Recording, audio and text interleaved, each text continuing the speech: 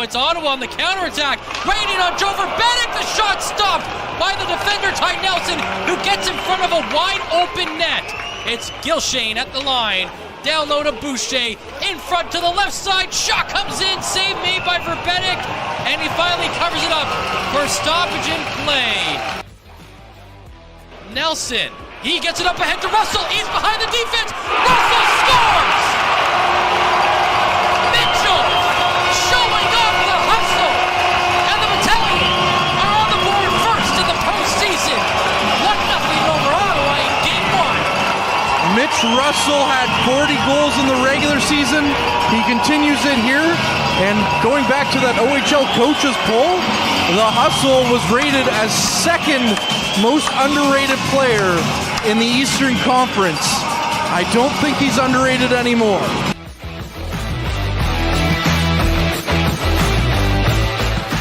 Winslow stuck in his own end, and Beck steals the puck in front of the net. He scores! Jack Beck, shorthanded, ties this game. Now Nelson dumps it down the ice to Russell. Russell going in, takes a shot, save made by the goaltender, and then Russell pushes the puck in, and it's going to count as a goal. The Hustle comes through once again, and the Battalion lead 2-1. Liam Arsby off the bench tried to run over one of the Ottawa players who just misstepped the hit. Otherwise, that would have been a Titanic collision. Now in front of the net, Vince Diesel buries it, and the Battalion jump ahead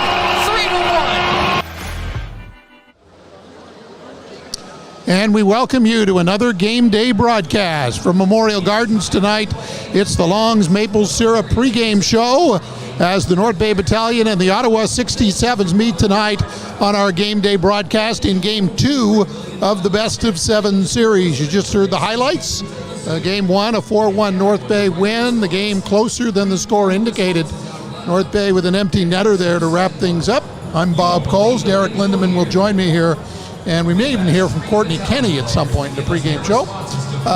Courtney's got the call tonight, sitting in for Matt Sukram, and Derek doing double duty with the color commentary and co-hosting here on the pregame. And Derek, North Bay got everything they wanted. They got a win on game one. It wasn't easy, but I'm sure they're happy with the way the game ended, winning 4-1. But Ottawa hasn't left town. They've been thinking about that for a couple days, so Ottawa should be ready for game two tonight. Yeah, the Battalion looked a little nervous in that first period. Kind of got a little jitters going there, fell behind in the shot category. Joe Verbetic having to stand tall in that first period, allowing the North Bay Battalion to come out in that second period and just regroup, gather their thoughts and calm on down. But you need to take care of home ice, and that's what the Battalion have to do tonight. They have to focus on what is at hand tonight. They don't want to lose home ice advantage, knowing that you're going into Ottawa playing there on Monday and Wednesday. Yeah, game twos are so important in a best of seven. If you lose game one, you can get the split. And North Bay, if you win game one, you want to really saying you're not going to win in this building and maintain that home ice advantage heading on the road for the next two. And remember, there's no day off between games 4 and 5. So for Ottawa, it's to get a win and get on the board. For North Bay, it's to just maintain control of this series. We'll see what happens. And after game one, Courtney Kenny had a chance to visit with Battalion head coach Ryan O'Lan.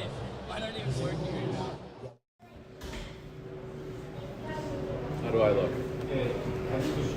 Very dapper as always, very GQ. You and Adam are kind of neck and neck in the GQ race. Do you think there were jitters in the first period, or do you think you guys are ready to go? I thought there was a mixture of things. I thought we certainly had some jitters. I think what happens when you have those nerves, you have a tendency to just back up. I thought we were backing up a lot, and that's okay. Also, I think maybe some of our guys, didn't play last weekend, and maybe that was a case of that, just getting into the game speed again. That first was good.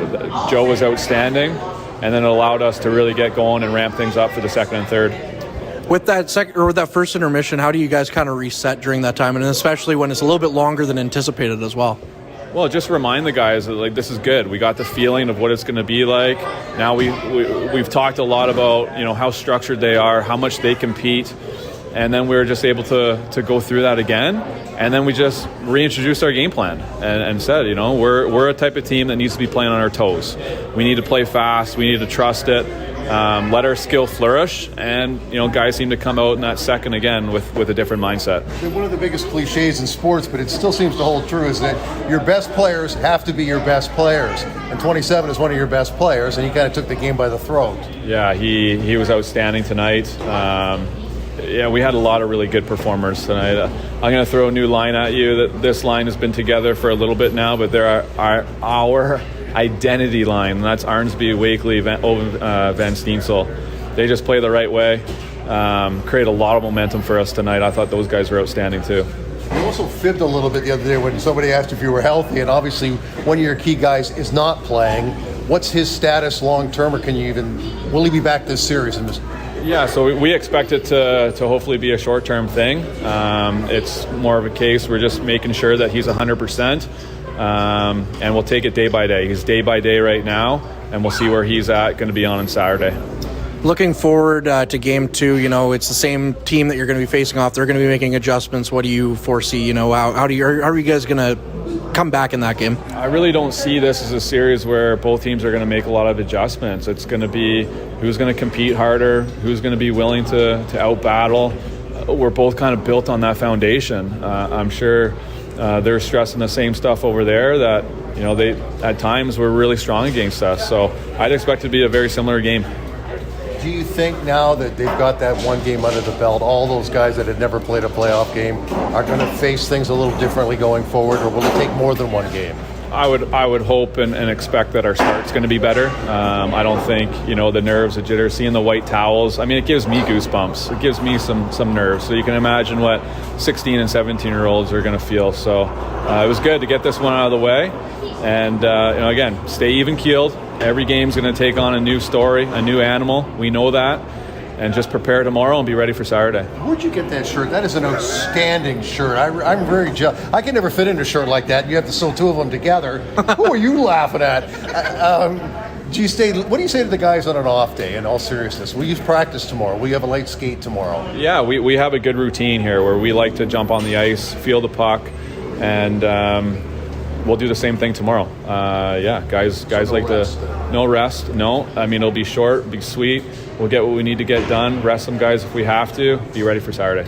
Last one I have for you. You touched on him briefly. Joe, his last playoff experience coming with the Voodoos a few years ago and really kind of holding you guys steady throughout the first bit of the game and even later in the game as well. Just touch on him a little bit more if you don't mind. Well, he's been so solid down the stretch run here. It's been a broken record the last couple months with him.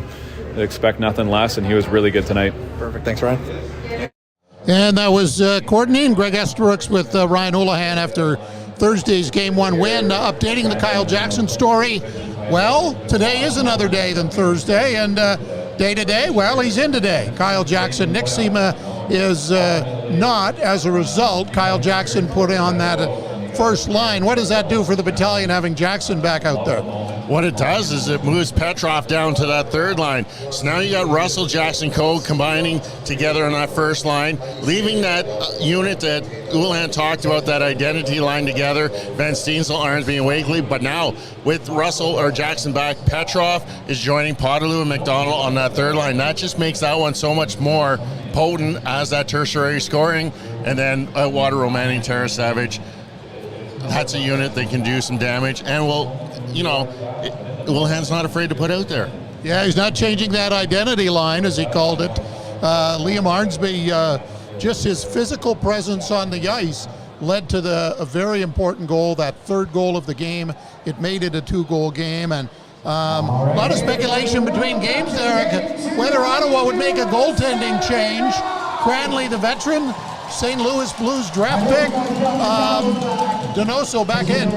Yeah, kind of not really a surprise with how it went down the stretch with the Ottawa 67s. They went with Max Donoso through those remaining games in order to clinch that 7th and basically one of the final playoff spots they were battling for. It was close right to the end. They had 2 games against Kingston. Donoso was excellent in those 2 games, only allowing 1 goal and 63 shots. There's a lot of confidence in Donoso, so that's what Ottawa's going to run with. Unfortunately for Cranley, he's going to have to wait for his turn to come. Mitchell Russell, the big offensive arrow the other night, and you always wonder what Mitchell Russell's going to do next. And every game he didn't start in the lineup. He was injured to start the year. One of 2 40-goal scorers on the Battalion, and he comes through with that second goal just through pure will. Gave the Battalion the lead they needed, and what more can you say about Mitchell Russell? No, exactly that. He's nicknamed the Hustle for a reason. He's going full speed. He's giving 110% every time he's out there. He basically created both of his goals on his own will and using his speed and his body to create separation between the player and the puck. The second one, he just went hard to the net. He got pulled down and went into the net with the puck. So, he does good things every time he's on that ice. And a day off between games. What do you think the message from Coach Houlihan is to his troops tonight? Stay loose. They had that skate yesterday. Both teams were on the ice here yesterday during the day. It's just stay loose, stay in the moment, don't get ahead of yourself. It was one game, one playoff game, so you're up 1-0. The work isn't done. It's still work time. We got to go out Saturday night and take care of business on that game 2. And for Ottawa, a good performance the other night, not good enough. Dave Cameron, World Junior coach, going to be coaching in the summer for Team Canada. What do you think his message is to his team? I think it's let's try and get out fast. Let's try and come out fast in that first period. We know it's going to be a full 60-minute game. We're a tight checking team. We got to capitalize on turnovers, and if we can come out hard right from the get-go, maybe catch North Bay off guard as they basically North Bay up 1-0. Ottawa comes out hard, gets that first goal. There's some fans in this building that made the trip here today from Ottawa. They're going to be loud for sure. And let's bring in Courtney Kenny right now. And Courtney, You're calling tonight's game. What are you expecting from each team? Well, if you heard Ryan in that clip, I'm going to go with the expert on that one and expect what he expects. He's dead to these. There's not going to be many changes. It's going to be who outworks the other.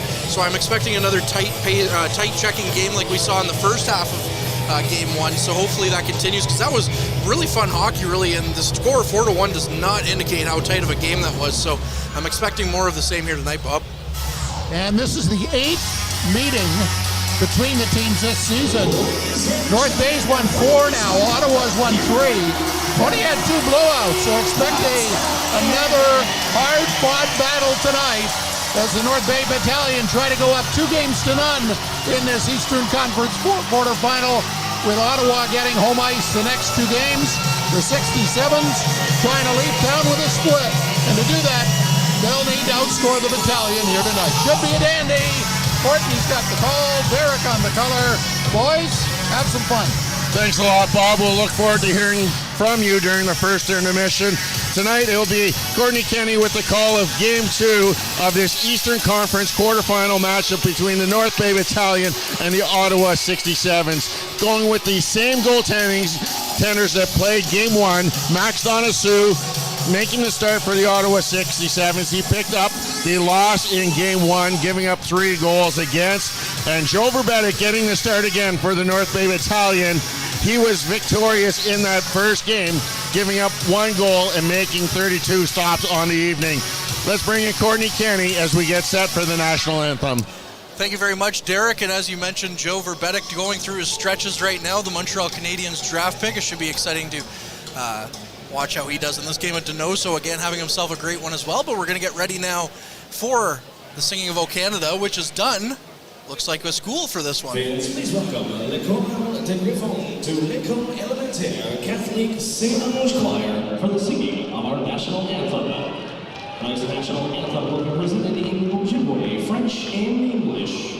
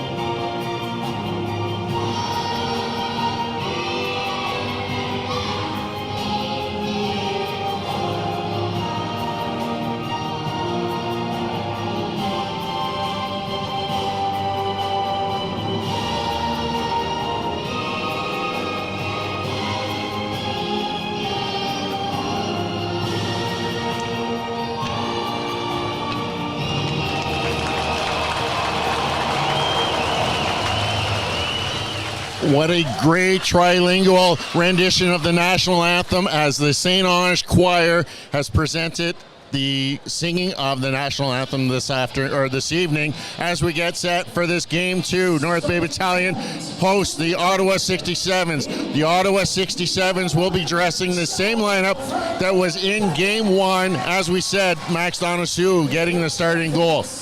One substitution for the North Bay Battalion as Kyle Jackson makes his return here to the lineup. He'll join Russell and Coe on that top line. And drawing the short straw, and we'll be watching from the stands tonight, Nick Sema is out of the lineup. The story of that first game, though, was Mitchell Russell picking up a pair of goals and adding helpers were Owen Van Steensel and Paul Christopoulos picking up their first goals of this OHL playoffs. Courtney Kenny with the call of tonight's game. I'll join him with the color. I'm Derek Lindemann. Now let's go for Courtney Kenny's tonight's call. Thank you very much, Derek. And of course, that identity line, as Ryan Houlihan talked about in the post game, is starting this one, and that being Liam Harnsby, Owen Van Steensel, and Dallin Wakely out there. They really like the look of that, so much that when Kyle McDonald came back, he's now on the third line, and so is Matt Petrov now that Kyle Jackson's back. So this is three very dangerous lines for the Battalion. It's going to be interesting to see if the 67s can keep up. And Tarasevic as well has been on that third line for a while, is now on the fourth line. So a little bit of lineup changes as we're getting ready for the first puck drop of this game, and we're ready to go. And we are underway with Game 2 of this Eastern Conference quarterfinal action between the Battalion and Ottawa 67s. The 67s in their road white are going from left to right, while the Battalion in their home greens are going right to left. The Battalion come into the 67 zone, but quickly lose the puck in the near side corner. Wakely digging for it, but it gets out in front of his net. In front of the 67's net, that is, and the 67s are able to regroup and get it up over through the neutral zone into the Battalion zone. Mathurin goes and chases for it, but the 67s are there first. Boucher, the Ottawa Senators prospect, gives it behind the net, and they try the little Michigan move from Pinelli, but he can't quite get the shot away as Arnsby now gets hit in the corner, but the puck comes out to the blue line. Ladd trying to get it up ice, gets it to Van Steensel, but he loses it to Pinelli. Pinelli looking up ice for his teammate. And these 67s just try to get it up as Rohrer, who gets it over, but instead it's Mathurin who picks it up in the Battalion zone. Mathurin up to Coe, over to Jackson. Jackson again in making his playoff debut here this evening, as he was out for game 1, over to Russell, but the puck goes wide. Russell back to Coe in the corner, who just leaves it there, and Mateer picks it up. 67s turn around, looking to go up ice quickly, but they fan on the boat break pass, and Coe gets in his way with it, and it gets over to Winslow. Back into Russell. Russell takes the shot, it's wide. Russell scoring 2 goals. Nelson up front to Russell, and Mitch Russell was the third goal in 2 games, and the Battalion are up 1-0, a minute and a half into game 2. What can you say about the start to this game? What a presence this opening line of Russell, Jackson, and Coe as they open up the scoring. Mitchell Russell picking up his third of this OHL playoff series, going to the front of net, tipping that shot from Ty Nelson. That's Nelson's third assist, all coming on Kyle Jackson's goals, or Mitchell Russell's goals. As they open up the scoring, 124 in, Ryan Houlihan's got to be happy with the start of this North Bay Battalion squad. A lot quicker than game 1 where it was scoreless, but it looks like we're going to get a review here, but scoreless until just over the halfway point of the game, which is 10 minutes into the second. And we're just trying to get some things, the officials are just trying to figure out what's going on here. And they're picking up the phone, so maybe it might be offside. That's the only thing I could see it being reviewed. The puck definitely went in the net. It was not knocked down with a high stick that I know of. So the only thing I could see them looking at is an offside entry. But when I was thinking of the keys to tonight's game, the Ottawa 67s, I was thinking they were going to have to come out, play a full solid 60 minutes of hockey, control that middle of the ice, and try and capitalize on any turnovers that the North Bay Battalion might have given up. And for the North Bay Battalion, my keys are use your speed, try and keep it to the outside, use your speed to get around, and specialty teams. You have one of the best power play units in the OHL coming in 4th in the regular season. If you get those specialty team opportunities, you got to capitalize on those. Absolutely, and the Battalion picked up 1 power play goal, but they gave up a shorthanded goal in game 1. And it does look like that's what they're looking at, is offside. Whether or not it happened, I think it happened, they're looking at when it happened when Russell first brought the puck in, and that was a good 20 seconds or so before he scored that goal. Yeah, so we'll get a good look here as they're slowing down the replay for us on the big screen. And from this angle, you couldn't really see where the puck was when Russell crossed the line. So we're going to have the call coming now. It's a goal. So 124 in, North Bay Battalion lead 1-0 in this Game 2 of the Eastern Conference quarterfinals. And again, that's the Hustles, Mitch Hustle Russell. That's his 3rd in 2 games so far. You know the overagers come to play this year for the Battalion as the puck's back into the 67 zone. Gilshane gets it up and it's tipped in, so no icing. Christopoulos behind his net picks it up for the Battalion, up to McDonald at the far side half wall. And the puck's out to the blue line, but quickly knocked back into the Battalion zone. Lukin from Russia up to Podolou. Podolou loses it and it's back to Lukin. And Lukin gets it back to Christopoulos. Over to Petrov. Petrov gets it up to Podolou. These guys have connected a few times in the regular season as McDonald gets it out of the corner and tries to get it to Petrov. Instead, the 67s now pick it up and they go the opposite way. Shot comes in, but it's blocked by Lukin. Puck to the near side half wall now for the 67s. Toulnay. He tries to get it back with the Battalion number 10. Michael Podolou gets it, and the puck comes in from Constantini, and it's well over the net and into the netting. So we'll have our first. I've lost track. I was going to say our first stoppage of play without a goal, but I don't think that's true. It has been the first stoppage since a goal. Since a goal. So with the puck going out, with the addition of Kyle Jackson, just what he brings to this team. He only got to play against this Ottawa 67 team 4 times in the regular season, picking up 7 points in those games, 4 goals included. Laforme, the former Battalion prospect, is now plying his trade with the 67s, gets the puck in deep for them. And Mathurin now gets it, but he's knocked off his skates. Romani out for Tarasevic. Tarasevic, a mid-season acquisition from the Sarnia Sting. Gets it behind his net for Mathurin. Mathurin up to Outwater, but it was just too slow as Constantini gets it off his stick. And now Mathurin's knocked down, and the puck comes out to the neutral zone. And Constantini goes to chase it for the 67s with Outwater in pursuit. 67s get it across ice, but Outwater's stick disrupts that. 67s pick it back up and bring it down to the Battalion zone, though. Ladd now in the corner fighting for it. Gives it off to Arnsby. The Battalion captain tries to chip it up and out, but instead it's left for Wakely as one of the referees is taken out of the play as well. And they don't wear the type of protective equipment that some of the players do, so you know he's going to feel that one. And the Battalion now get it back into the 67 zone as it's Wakely. Wakely goes cross ice for Nelson. What a neat pass for that, as Nelson had to come flying in to make sure it was onside. Gives it to Arnsby, who then loses the handle on it. Wakely coming in for a hit, misses it. It's up to Boucher. Boucher gives it up to Pinelli. Pinelli back to Boucher. And to Wakely now. Wakely on the counterattack for the troops. Gets it through the neutral zone, and the 67s pick it back up. Pinelli skates it back, or Rohrer, I should say, goes back in his zone with it. He looks up ice, leaves it for his defenseman, who then finds Rohrer again through the neutral zone. Beck with the shot, the lone goal scorer for the 67s in the series. Loses it to Winslow in the corner. Now it's back to the blue line for Constantini. Shot comes in, and Verbetic knocks it wide. Verbetic hasn't been tested much in this game compared to last game to this point, although we are only 4 minutes into the game. And now Coe circling around in his zone over to Winslow. Winslow looking for that stretch pass, but it can't get past all the 67s. So Ottawa brings it back into the troop zone. Another bad angle shot by the 67s, and Verbetic just stops that one. Jackson up through the neutral zone. Costantini picks off that pass. And the puck's sent in on Verbetic, so no icing, as he is forced to play it into the corner. Nelson now taken out of the play as he picked up the rebound. McDonald, the two Kyles on the troops, Kyle McDonald and Kyle Jackson, both from Ottawa. And you know they love playing against their hometown team, as you mentioned, 7 points in the 4 games for Jackson. And talking to Kyle McDonald's dad, they like having him closer to Ottawa than in Windsor. It's a little bit more of a trek. And the puck's now on the far side for Kyle McDonald to pick it up. McDonald over to Nelson, the former first overall pick in the 2020 OHL priority selection. Up to Petrov. Petrov leaves it for McDonald. And it's left for Petrov once again, who loses the handle on it.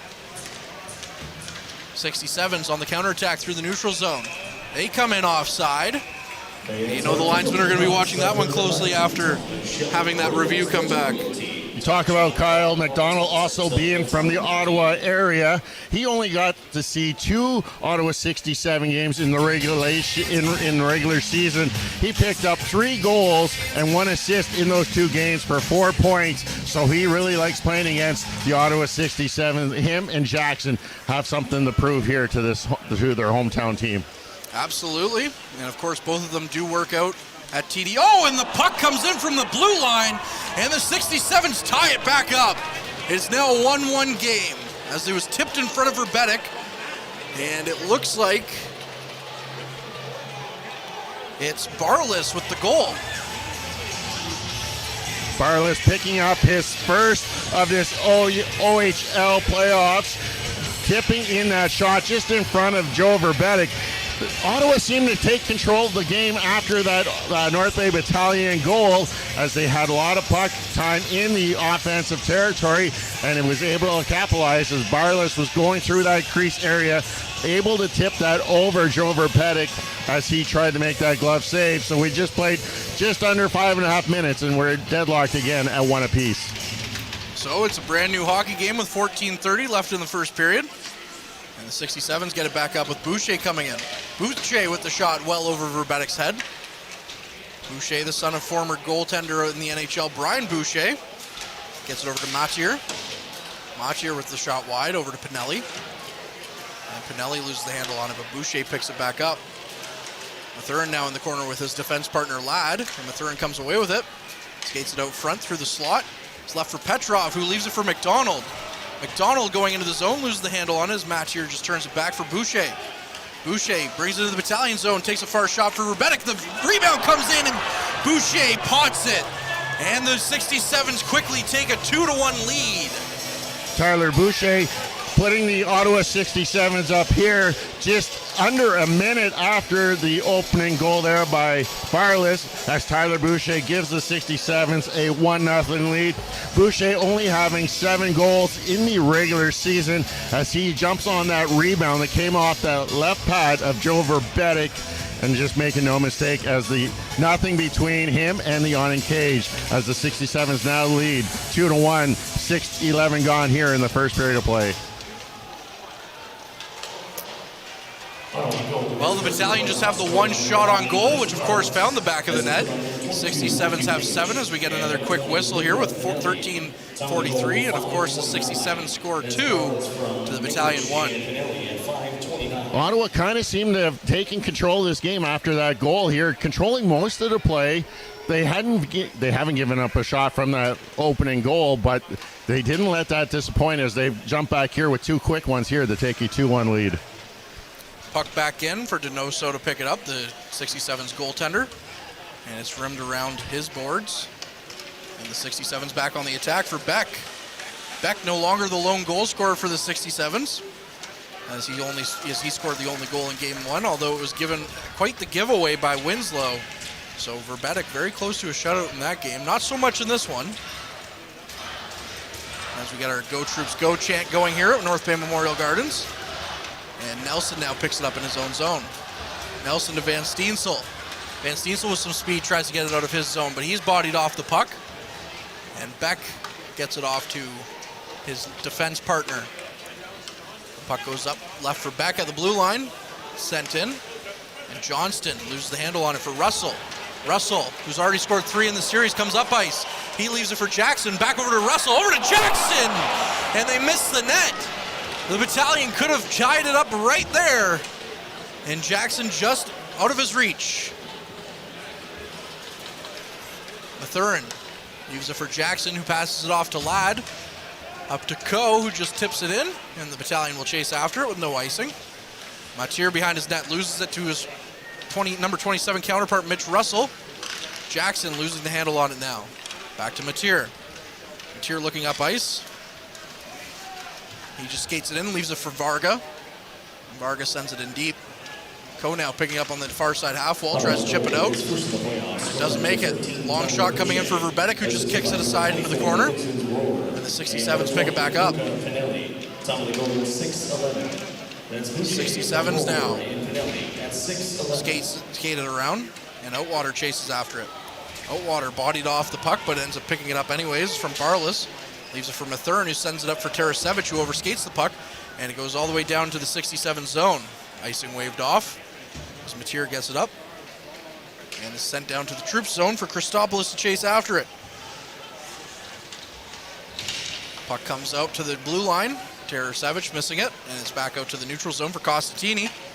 Costatini loses the handle on it, but instead Laforme gets it, and then Outwater comes and strips him of the puck. Costatini back into his own zone.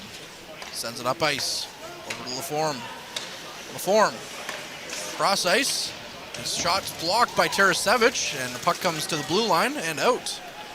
Back into the 67 zone. Shot now 8-1 in favor of the 67s. Again, that lone shot for the Battalion ended up finding the back of the net. And now a shot from Constantini hits a leg and goes out of the zone. Boucher now, one of the goal scorers here tonight for the 67s, carries it back in. He's taken into the boards, and the Outwater and Boucher are fighting over it. Up to Christopoulos for McDonald. McDonald chips it up for Petrov to chase after. And it's just out of his reach, and not enough, but it'll be enough for icing. And we have another stoppage on play with 10:34 left in the first period. Ottawa 67s continue with their pressure here. Now with 8 shots to only 1 of the North Bay Battalion. Seem to be the more hungrier of the two teams here tonight after that first goal they gave up to the North Bay Battalion. It's just something that the North Bay Battalion just have to find a way to battle back here halfway through the first period. 67s again, winning the face-off as Beck gets it back to the blue line for Gilshane. Gilshane looks to send it in, but Nelson stops that. Nelson trying to chip it out. And it's left for Potaloo. Potaloo taken down in the neutral zone. And the refs say play on. As it's out front. And once again, the 67s on the rebound make it 3-1 for Ottawa. Brady Stonehouse with his first of the playoff series as he almost identical to that second Ottawa 67's goal, picking up the rebound, the big rebound off of the left pad of Joe Verbetic, tucking it into the awning cage. Stonehouse with 18 goals in his rookie season for the Ottawa 67s. Now with just 10:09 left in the first period of play, the Ottawa 67s lead by a score of 3-1. Not how many of the fans here in attendance, including this humble broadcaster, thought how this game was going to go. But I did come into it saying Ottawa would take it to 5, so if this is the game, I guess this is the game. Arnsby falling over as he carries the puck in. As the 67s have scored 3 goals in 10 minutes, they send it in deep. Wakely now into the far side corner. Pins his man against the boards for Van Steensel to come out. Wakely now carrying it out, looking for an option out front. He sends it out front, but Lukin couldn't get his shot away as he was sneaking in from the blue line. 67s go up ice. Christopoulos now stopping them from entering the zone. And it's Wakely who carries it through the neutral zone and chumps it down and chases after it. Wakely and Matier come into the corner. And the 67s are back out through the neutral zone. Puck just a little bit too far ahead as Ladd chases after it and sends it behind his net for Mathurin to go after. Mathurin looking up ice as that top line for the Battalion come out with Russell, Jackson, and Co. And now it's back out to the neutral zone for Ladd to chase after. Ladd to Mathurin. Mathurin chips it up. 67s recover. Seems to be the theme here through the first 11 minutes of this game. His first of the playoffs. By number 17, and the puck's sent in. They just chipped into the Battalion zone for Laforme to go after. And you know, if you're Laforme, you're loving this because he was a former 4th round pick of the Battalion. He was sent to Ottawa without even playing a game for the troops. Mathurin loses the handle of it. And it's up to the blue line for Russell to go after. Russell taken out of the blue line, but he carries it back out of the zone and decides to just try and dump it back in behind the 67's net. And Ottawa now just waiting behind their net, looking to get something going, as that was Smythe. Smythe looks up ice and is sent into the Battalion zone for Boucher. Boucher, you think he's going to be a thorn in the side of the Battalion throughout the series, and he's proven that here so far. As it comes cross ice for Nelson. Nelson looking up ice for McDonald.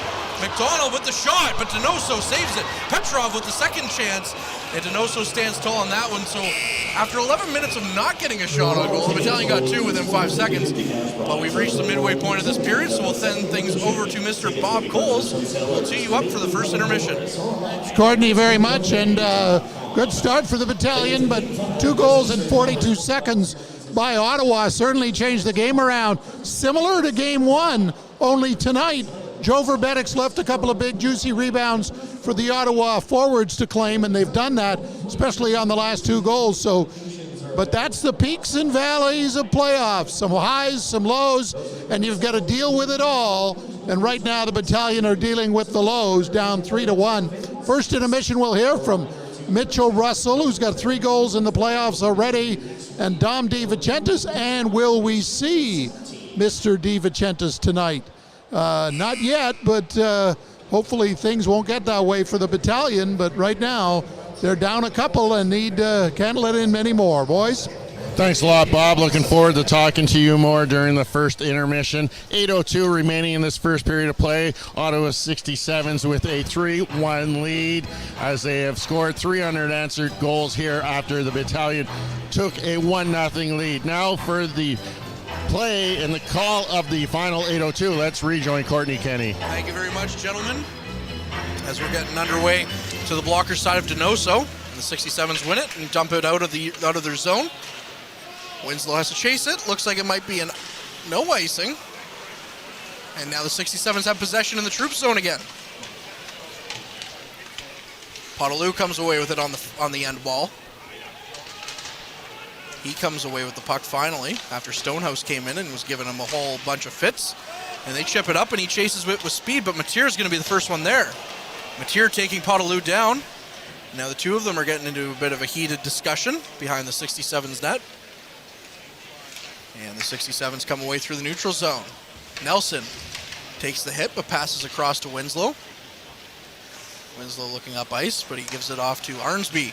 Arnsby, the Battalion captain, up to Van Steensel, who it's out of his reach, and Constantini picks it up. Ottawa, with their barber pole arms, come back into the troop zone for Varga. He's knocked off the boards for Christopoulos to pick it up, but eventually Winslow. Wakely taking the body, but gets the puck up through the neutral zone. Another Go Troops Go chant goes here as the boys need to get energized a little bit. Arnsby looking up ice. And it's just chipped down into the 67 zone. So no icing on that one. 6:40 left in the first period. And definitely a larger crowd here tonight than there was Thursday. Hopefully just as loud for the troops if they score another one. Oatwater out front to Romani. Back to Oatwater. Oatwater tries to get it off for Tarasevic, but it's just pinned against the boards with Smythe. And now the 67's on a potential 2-on-1. Varga now coming in, but he's taken down by Lukin and gets a roaring applause from the crowd. As Oatwater gets the puck back to the big Russian defenseman. Lukin sends it in. Donoso plays it behind his net. Chips it out. Romani picks it up and then promptly loses the handle on it for the 67s to regroup. Ottawa looking to go up ice again as Ladd goes after it. But instead it's across ice to Barlas, and Barlas sends it back into his own zone for Gilshane, who promptly sends it right back up to Barlas. Shot comes in, but it's blocked in front of Verbetic. Gilshane, cross ice, sends it into the Battalion zone. As they try the wraparound attempt, but they don't get a good chance on goal. And the puck's back to the near side half wall. Pinelli with the shot goes wide of Verbetic's net. Coe in the far side corner picking it up. Looking for some options out front, gets it to Jackson. Jackson had the second best chance for the troops here in this one. So Russell now leaving it for Jackson again. Jackson looking to shoot it in, but it's off Gilshane's skate. Out to Russell in the slot. He takes the shot. Donoso gets it with his shoulder, and then it's up and out of play. With 5:05 now left in the first period. Ottawa still leads 3-1. The Battalion looking for some way to change the momentum here. There's still 45 minutes just over remaining in this game. No need to panic here. You're down 2 goals, 45 minutes to play. Try and find a way to get the momentum to swing to your way and maybe close into one by the end of this period. But again, there's lots of firepower on this troops team, and they can put pucks in quickly to try and tie things up. Absolutely. Winslow with the shot from the point. How did that beat Donoso? It's now a 3-2 game. Caught everyone, including myself, off guard, Derek. Yeah, he just sent a floater towards the net. Almost looked like Donoso misplayed it and tried to reach for that puck out of midair, and he missed it with his trapper. Not sure if it was maybe knuckling a little bit, and it dropped after it went across that his trapper, but some way it found the back of the net, and that's what we were looking for, was that spark maybe to get the troops going. That is Winslow's first of the playoff season, second point of the contest tonight. as the puck's back into the 67 zone, but they get it into the neutral zone off the faceoff. So the Troops getting a bit of a fluky goal. Hopefully they can ride that momentum now. Matier, cross ice, as they come the Battalion back in their own zone. Lukin tries to stop it as they try to get across ice on Verbetic, and now Russell looking to go up ice. Russell leaves it for Christopoulos. Christopoulos trips over the blue line. Or rather, Petrov left it for Christopoulos, I should say. His first of the playoffs. Up ice now for the 67s. As they're taken down. No penalty on that call, though. Maybe the Battalion got a little bit fortunate with that one as well. Puck cross ice to McDonald! Hey, Kyle McDonald ties it up! It's a 3-3 hockey game with 4:16 left in the first period. As Kyle McDonald with another shot from distance. Again, almost catching Donna Sue off goal, offset as McDonald ties things up here. His first playoff goal of the season. He registered 35 goals in the regular season, but the story now is with 4:16 left, it's a tie game as that goal came just a minute 50 after the second goal scored, and a quick goaltending change here as Will Cranley makes his way into the net, his first playoff action of this season. Will Cranley, a draft pick of the St. Louis Blues, so you know he's got the pedigree, but he hadn't played so well this season compared to previous years. So that's why we saw Donoso to start the series. Be interesting to see if this is just this game or if it continues with Cranley in games 3 and 4. But we're all tied up here. That's what we know right now. Up the ice to Arnsby. Arnsby cross ice to Wakely. Dylan Wakely is quickly waved off. Celebrate like it is. You never know. Let's see if this is going to go upstairs for a review. But it looks like Wakely went in a little too aggressively, and maybe goalie interference was the call. We'll have to wait and see as the referees get together at the penalty box to discuss what they saw on the ice before making an official call. But it was adamantly waved off from the official right there at the goal crease. So just moments, we'll have to wait and see. Colin Wakely scoring a goal, other than the fact that he wasn't taken down by a 67 player, but eerily similar to that of Mitch Russell's goal in game 1, and there's a section of 67s fans that I see right there. They're making good goal motion, so I'm kind of confused as to what side are you on? Well, here's the overhead look now as he slides in. He makes contact with the right leg of Cranley, which pushes the puck in. There is no actually sight of the puck across from the overhead view, so it's a question of whether or not it really crossed the line. But just the announcement within the House PA was the goal is currently under review. So we'll have that momentarily after we get the decision from the replay booth. Playoff hockey's pretty fun, huh? Yeah, who expected 6 goals in the first 16 minutes of Game 2? We talked about the Ottawa 67s being such a defensive team coming into it, and the North Bay Battalion, we know North Bay always prides themselves on taking care of their own defensive zone, but 6 goals and maybe 7 goals in 16 minutes.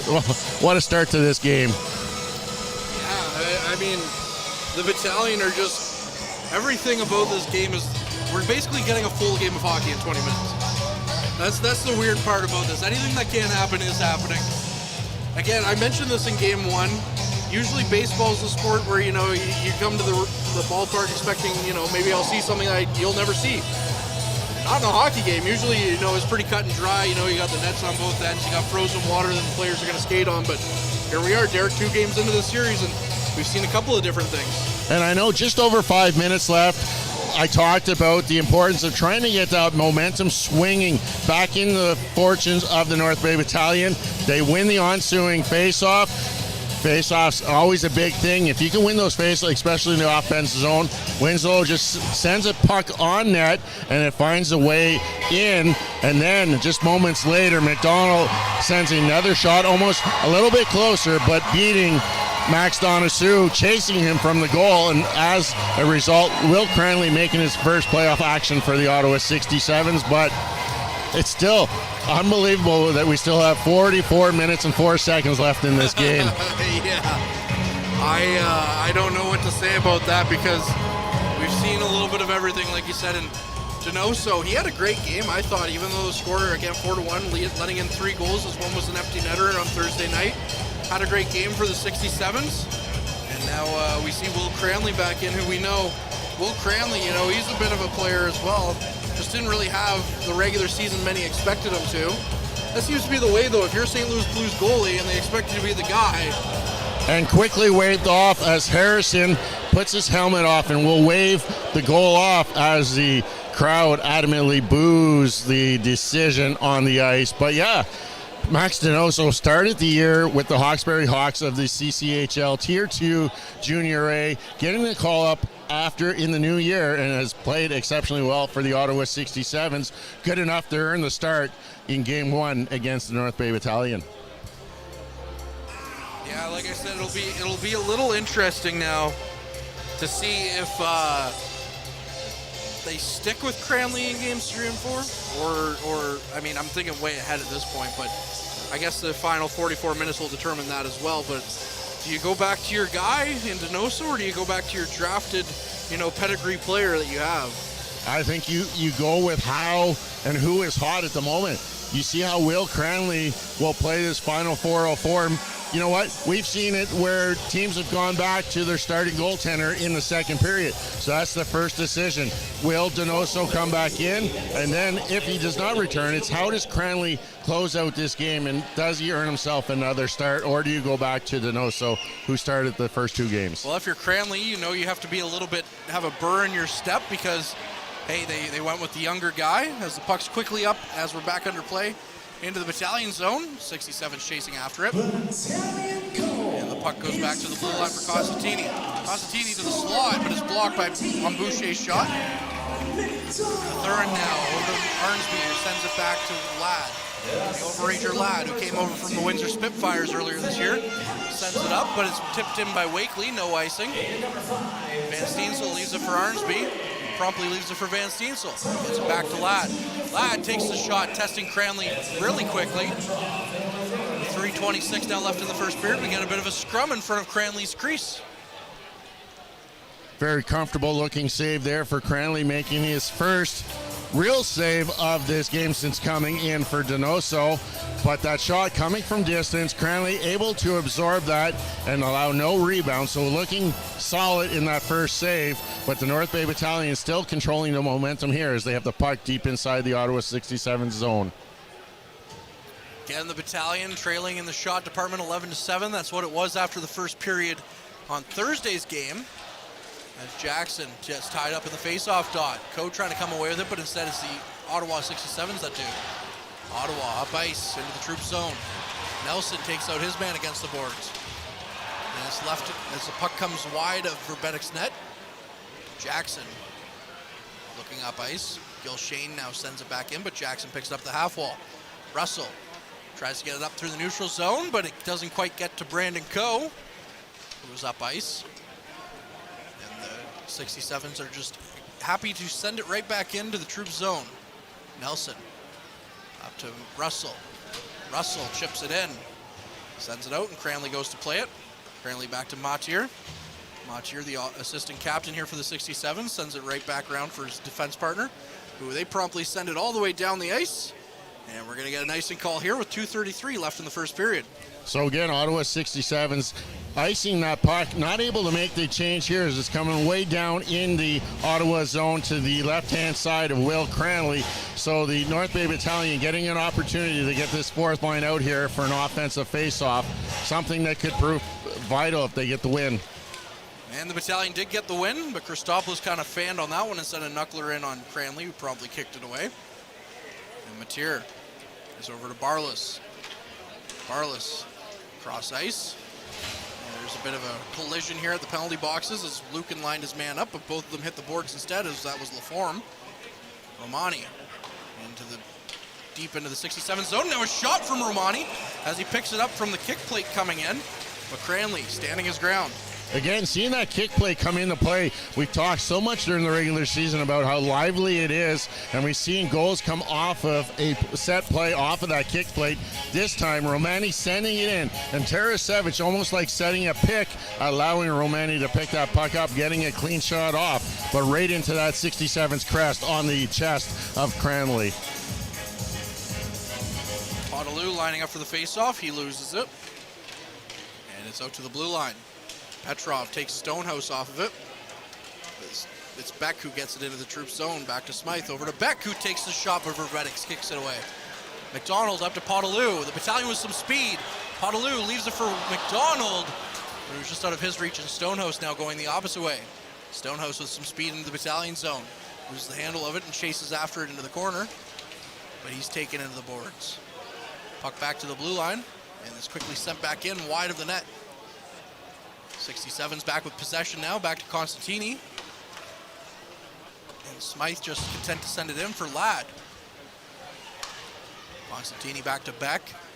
Beck looking up ice. He looks to take the shot, and it's off a leg in front and into the corner, and Ladd picks it up. 1:15 now left in the first period. As now that identity line for Coach Houlihan is out there of Arnsby, Van Steensel, and Wakely.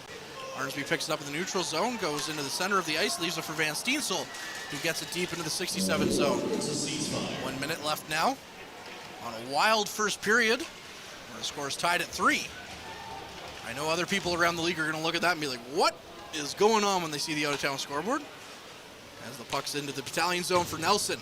Nelson tries to chip it out, but Pinelli gets a stick on it and knocks it down. Kept in at the line by the 67s. It's in deep, and it's shot on goal, but Verbetic stands tall. And now another shot coming in by Rohr as he was taken down and took the shot from his knees, and it goes high and over the net and into the netting behind Joe Verbetic's net. Big confidence save there for Joe Verbetic as he had to get that left pad out to stop that attempt that was right there in the goal crease.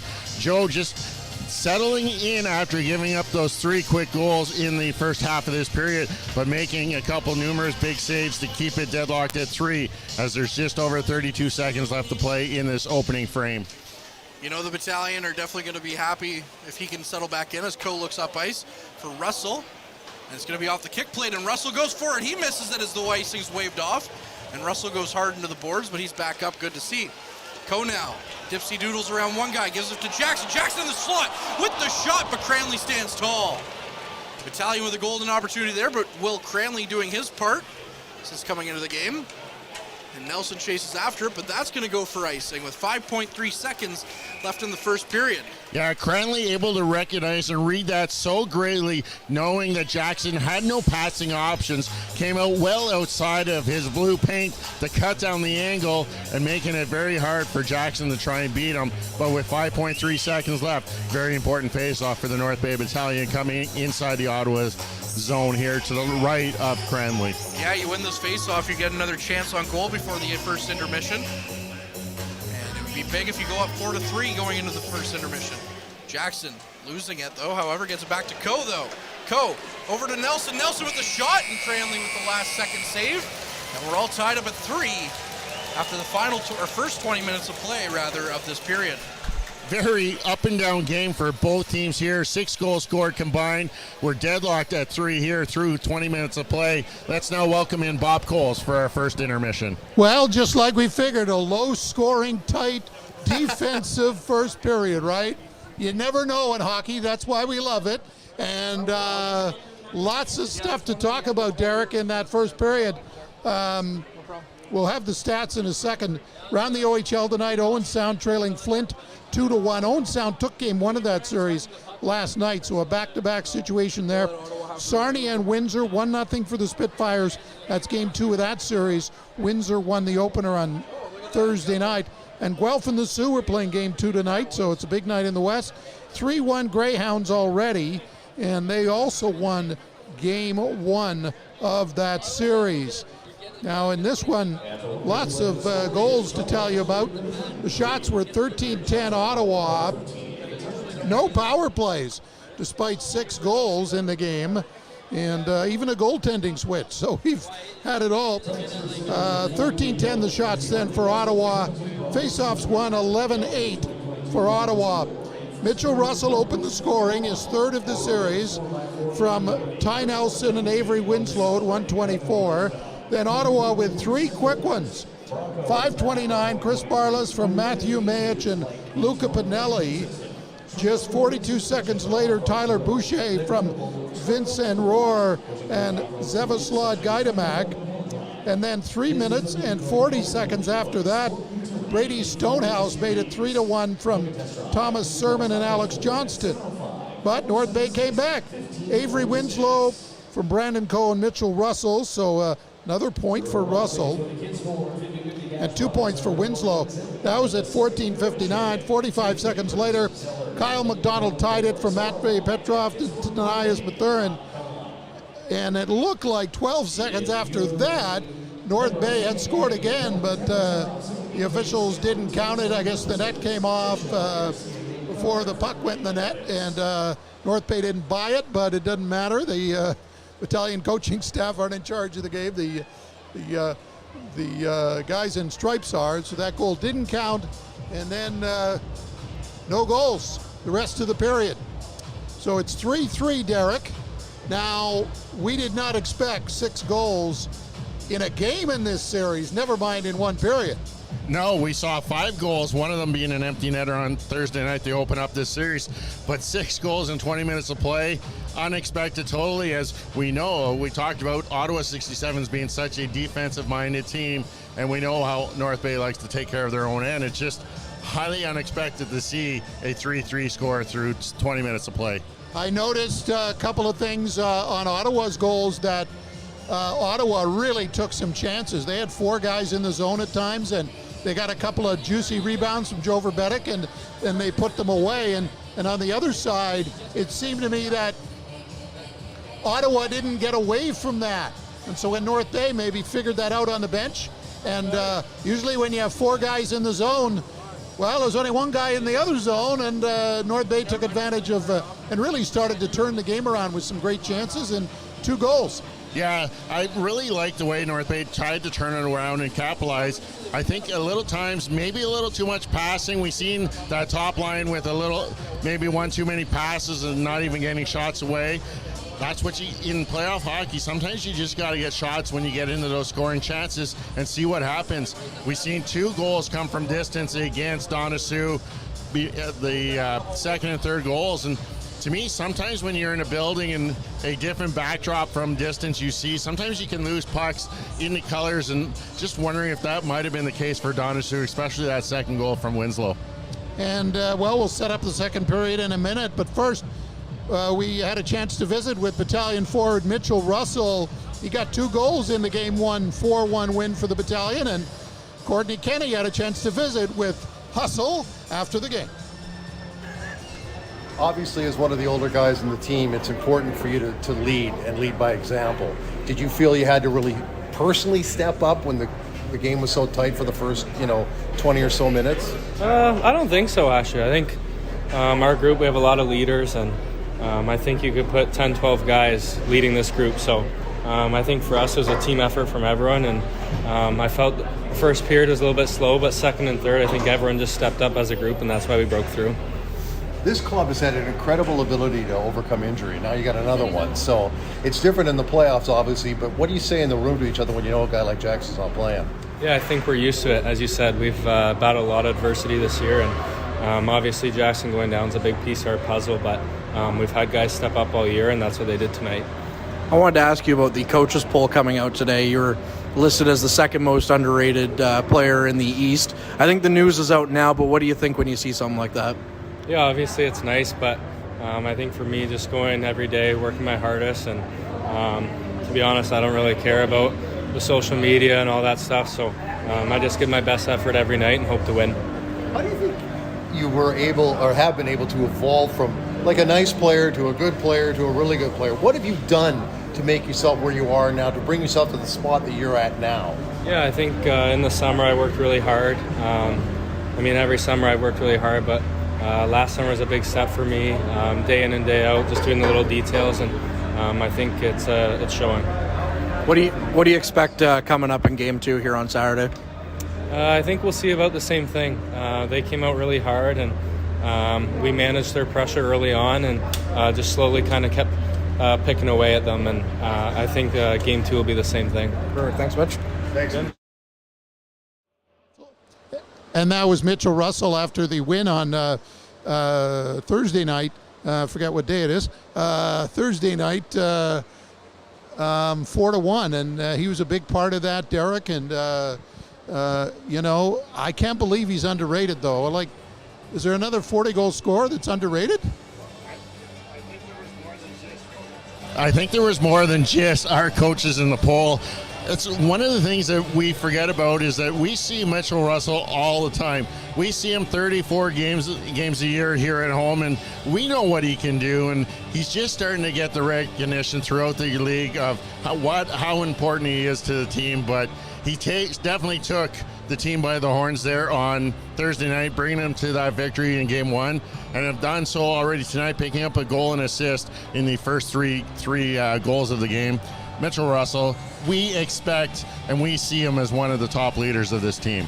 Let's talk about the goaltending, because we'll get to Dom DiVincentis in a minute, but Joe Verbeek in net again, and Ottawa's already used 2 goalies in this game. Was that, do you think, the move by Dave Cameron to pull Donoso to sort of light a fire under his team defensively, or is he unhappy with Donoso's goaltending in the first period? I think it's more of that second, the confidence in Donoso, giving up those 2 really uncharacteristic goals for a goaltender. Really, Winslow's shot coming from the blue line, just a floater, looked like Donoso reached at it and just missed it, and then just 45 seconds later, McDonald firing a shot from about 10 feet outside the dots, or the top of the circle, again, Donoso making an error. So I think he wasn't happy with Donoso's play, but then you look at the reverse and Verbeek. This was characteristic to what we were seeing, the rebounds he was giving up 3 years ago, and it's maybe something that Ottawa 67s has made an adjustment to. Maybe they took a look at some old footage and seeing if they can capitalize on those rebounds he was giving up those years ago.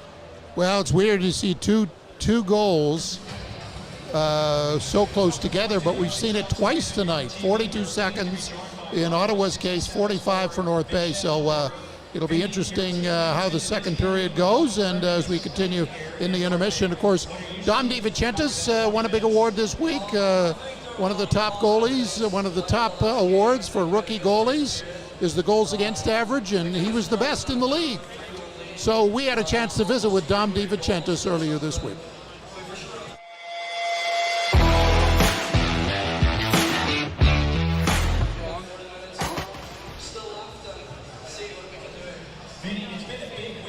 Well, we hope to have that. Let's talk about Dom DiVincentis, Derek. I guess when you're a backup goalie and Joe Verbeek is the established number 1, but you've still got to be ready, don't you? You got to be ready to go if the coaches call upon you at any point.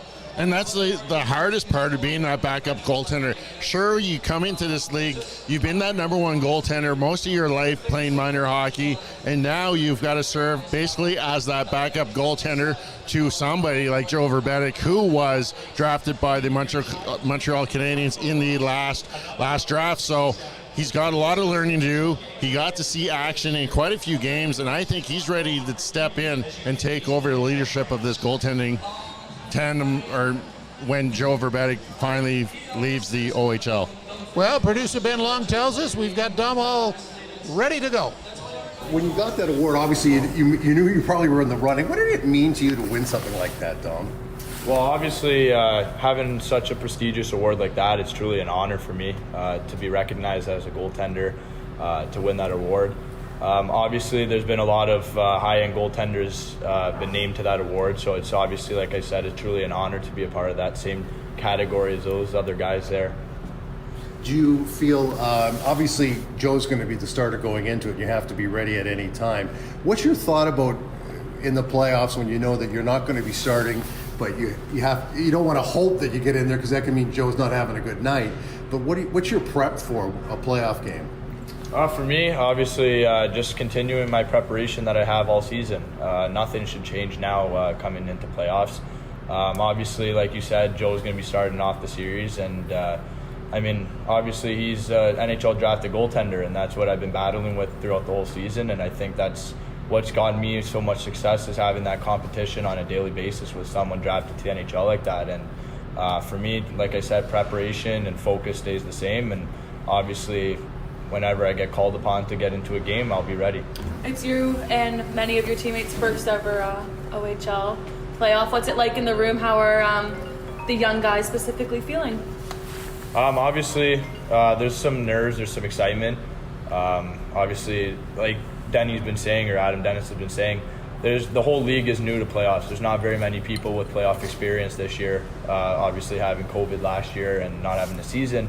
But for us, like I said, just keep preparing the same way we have been throughout the season for every game we've had, and nothing should change now. It's just another road into the series. How much of a factor do you think the fans will help you guys out? Oh, absolutely. Our fans here in North Bay are fantastic. Definitely brings the excitement to the games and allows everyone to get some extra butterflies and excitement going into the game, so I think it's going to be great. What's the one area you think going in the season as a first-year goaltender that you needed to work on that you've really improved on this year, and maybe it's the one area you still want to work on? For me, I think obviously not having a season last year, just the timing of the shots and the speed of the game was definitely a huge adjustment for me coming into the season. Obviously, I've been working on that on a daily basis with my goalie coaches, and obviously having such high-paced practices allows me to work and continue working for the game. So I think it's been great here. Okay, thanks, Dom. And that was Dom DiVincentis earlier this week, and Dom has been quiet in this series, but you never know. You could see some action. Let's talk about the approach. This is the long change period, Derek, and you never know how that goes. Usually it's the deeper team. I've found out over the years that the deeper team gets an edge with the long change because they roll out lines, and because everyone has to play because of the gap between the bench and where the puck is. So Battalion seem to do pretty good in those situations. And also, with the depth in the North Bay Battalion, Uhlanda has no trouble rolling four lines throughout any part of the game. We've seen all four lines in that first period getting ample time. And when you think about it, you're also thinking about time management of your shifts. Sometimes when you're changing in the first and third, shifts might be nearing that 35, 40 second, nearing the end. But because you have a short change, it's like, okay, we can get away with leaving them out there. But when it's in that second period, those long shifts, you're looking at 30, 35 seconds.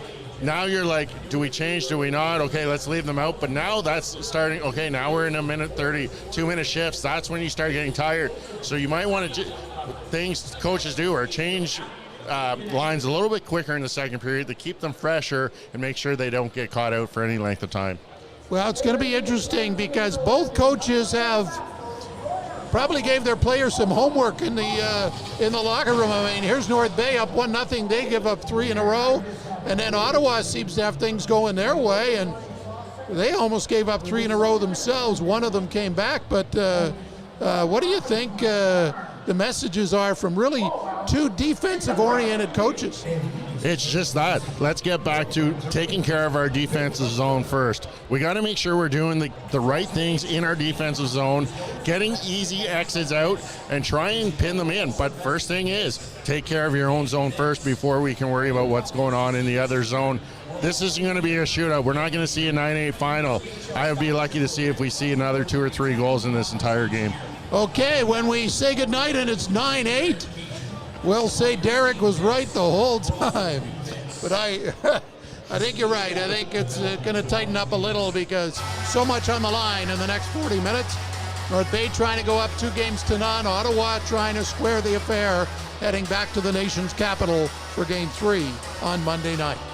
So Courtney Kenny's getting ready for the call of the second, and Derek will join him on the commentary. Boys? Thanks a lot, Bob. We'll catch up to you again at the second period.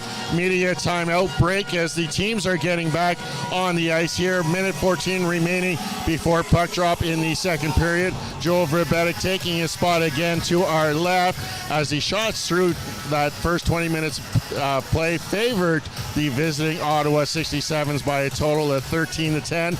Just interesting to see how these teams come out in the second period of play after that regroup session during the first intermission. Now for the call of the second period, let's welcome back Courtney Kenny.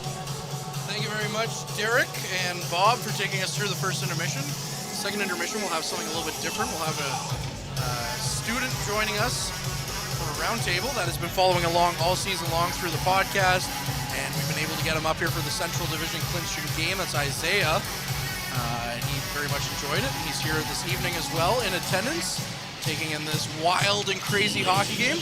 Of course, a huge shout out to everyone who's listening to this game on YouTube right now, including Jason, and I'm sorry if I say this wrong, Jason Goodice, who gave us quite the shout out there, saying hi to all of us in the chat. So good evening, Jason, and good evening to everyone else who is listening to the game right now. Again, some of the questions that you sent in my way are more podcast questions for the last game. So I'll be asking Ryan that the next time we have him on, but please send more questions my way to ask Ryan post-game, and we'll get them there, and we'll get it into my article on Bay Today that you can read after the game, and of course here on the Frontline Podcast every Wednesday, although we might have to do something different this week since they play on Wednesday this week. So we'll have to see what happens here, but we're ready here for the second period as they're just waiting for the centers to come. And we're back underway for another 20 minutes of play here in this hockey game between the Battalion and the 67s. The 67s and the Road Whites are now going right to left, and the Battalion in their home greens are going left to right. And quickly an offside call comes with 11 seconds played. So we'll have our first stoppage in play. I kind of thinking that might go a little. I was hoping maybe a little further down, knowing that he was offside. It was a quick 11 seconds between whistles, but definitely the call. But that was more intentional of an offside than I've ever seen. As the 67s now win at the face-off and get the puck deep into the Battalion zone. And this is where we'll see the depth come into play for the troops, as they got the legs last game going in the second period against these 67s. We're tied at 3 here through the first 20 minutes. It's up to Arnsby now. Arnsby looking cross ice to Van Steensel. He takes the shot and is stopped through the side of the net. It's to Van Steensel on the side of the net, but he couldn't get a shot away as the awning cage open for him. Troops had a golden opportunity to go at 4-3, and now the puck's down in their own zone. Arnsby looking up ice to Wakely. Wakely at the blue line, carries it into the neutral zone. He gains the red line and dumps it down the ice for them to get a change. Mateer now picks it up, loses it to Winslow, and the puck gets out to the center of the ice for Nelson. Nelson with the shot from the blue line, and Cranley had to be sharp on that one. Winslow cross ice to his D partner Nelson. Nelson with the shot, and it's just jabbed away by Cranley's stick. And the 67s get it back to the Troops blue line, but now they're hemmed in as the Go Troops Go chant comes. Winslow picks it up in the corner, loses it to Stonehouse, who promptly loses it to Coe, but Coe can't get a shot away before the 67s pick it back up. Russell holding the ground at the blue line, but instead Stonehouse comes away with it, and it's over to Beck. Beck sends it far side, and it's off the back of the boards to Constantini, and behind the net to Beck. Beck just sends it back around. Constantini picks it up on the far side. Over to Smythe. Smythe loses the handle on it and eventually gets it, so he sends it back down the ice. Winslow in his own corner on the near side wall. Now he carries it out around his net. He looks up ice. Leaves it for Jackson. Jackson sends it up. Loses it to Coe. Over to Jackson in the slot. Jackson with the shot, but Cranley again standing tall. Cranley doing everything he can to keep his team in this game after coming in midway through the first period. Petrov, far side half wall, loses it. The 67s, that was Mayich that picked it up. And now it's deep into the Troop zone. Christopoulos picking up behind his net. He chips it up for McDonald. McDonald tries to get it out, but instead Tolnay picks it up. Tolnay looking out center of the ice, is stopped by Verbetic, but it's jabbed back in at him, and he stops it again, and eventually gets a hold of it at the side of his net, covers it up, Another stoppage of play with 17-12 now left in the second period. Good start to the second period for the North Bay Battalion, getting a couple of good opportunities. Arnsby with probably the best chance here on that first shift of the second period, getting a shot on goal and kicking the puck towards. It's kind of looking like he might be interested in a little bit of a soccer career, as he kicked that puck earlier, and previous in the last game I seen him with a headed attempt to knock the puck out of the air. 67s with another face-off win. That seems to be the story here in the early going of the second period. Up to Outwater, though. Outwater gets it to Tarasevich. Tarasevich with speed into the 67 zone. He takes a shot. Outwater gets it out front to Romani. Anthony Romani gives the troops the lead as he picked up the rebound from Tarasevich and was able to get it past Will Cranley's pad. Romani with his first of this playoff season gives the Battalion a 4-3 lead here, 3:07 into the second period of play. But that's something that this fourth line brings to the North Bay Battalion, is it also has speed and talent. Skill level is none better on this fourth line than I've seen in most in the OHL, as Romani not giving up on that play, going hard to the net, picking up that rebound and just plotting it in the back of the yawning cage as he was all alone there, putting the Battalion up by a score of 4-3. Troops are also ahead in the shot category now, 16-14. And let's see that if they can rebound nicely, unlike the 67s did in the first period. Let's see if the Troops can reverse that trend. Ottawa coming in. Mayich just decides to send it wide. Herbetic's goaltending stick is knocked out of his hands, and Wakely goes up ice after it. Arnsby at his blue line gets it up to Van Steensel. Van Steensel gains the zone, tries to get it for Wakely, but it's off a skate and back out to the neutral zone. Wakely looking cross ice for Arnsby. Arnsby just tries to get it in, and Mathurin makes sure it does get in. Bit of rough stuff going on now at the near side half wall in the 67 zone. And a loud reaction to Romani getting his first OHL career playoff goal. And the 67s get the puck up and all the way down for Herbetic to go up and play it with his stick back. Mathurin with a bit of an awkward hit into his own board. But he picks up the puck, skates it out. Cross ice to Ladd, who loses the handle on it, and Johnston tries to get it out center ice, but instead it's Russell now kind of walking his way through the Battalion zone with it, but he still had to get around some 67s to do so. Ladd carries the puck up to the blue line. Gets a cross ice to Jackson. Jackson carries it in. He loses the handle on it, and Stonehouse comes in and picks it up. Stonehouse looking up ice. Tries to get around Winslow, but Winslow with a good stick stops him, and Johnston comes up and picks it up anyways. Nelson takes Stonehouse hard into the boards behind the net, and is sent all the way back around for Tolnay to pick up. Tolnay looking out front to Beck, and we got another tied game at 4 as Jack Beck scores his second of the series. Jeff Beck with his second of the season. Jack Beck, his second of this playoff season, making it 4-4 here. And we've only played, again, 4:54 in this second period of play. It might come down to next shot wins this game, as we've already had 8 goals scored in the first 25 minutes of play. So maybe my prediction during that first intermission might not be as accurate as I thought, but kind of looked like in the first little bit that the Battalion were starting to focus a little bit more in the offensive zone, but somehow Beck found himself wide open in the slot, making no mistake over that top blocker shoulder of Joe Verbetic. You have to wonder how short his leash is now after giving up 4 goals on 15 shots. Well, the scoreboard, just changed to 4-4. For a few seconds there, we were still living in a 4-3 hockey game. Nelson in his own zone gets back, but it's no further than the blue line. Varga now in the corner with it, loses it to Jackson. Jackson over to Nelson, gets it for Russell. Russell, who's been deadly through these first 2 games, just chips it up and out, and it goes down the length of the ice. No icing, though, as Gilshane picks it up. Gilshane looking for some options up ice for his 67's teammates. And he does indeed get it up ice. And now Podolou picks it up. Petrov through the neutral zone to McDonald. McDonald cross ice to Podolou over to Petrov, who misses the open cage with the tip. And the Battalion almost got their 5th goal. Nelson now holding out up at the line to McDonald, who tried to get over to Petrov, but Petrov's stick was on the ice, so he wasn't able to pick up the pass. Podolou picks it up, tries to get it out, but instead it's off a skate of a 67 player and into the corner, and then down the ice. Christopoulos in his own zone, sends it up for Podolou. And Podolou sends it back down for Christopoulos, but instead Christopoulos leaves it for Podolou to pick up instead as he calls off the young defender.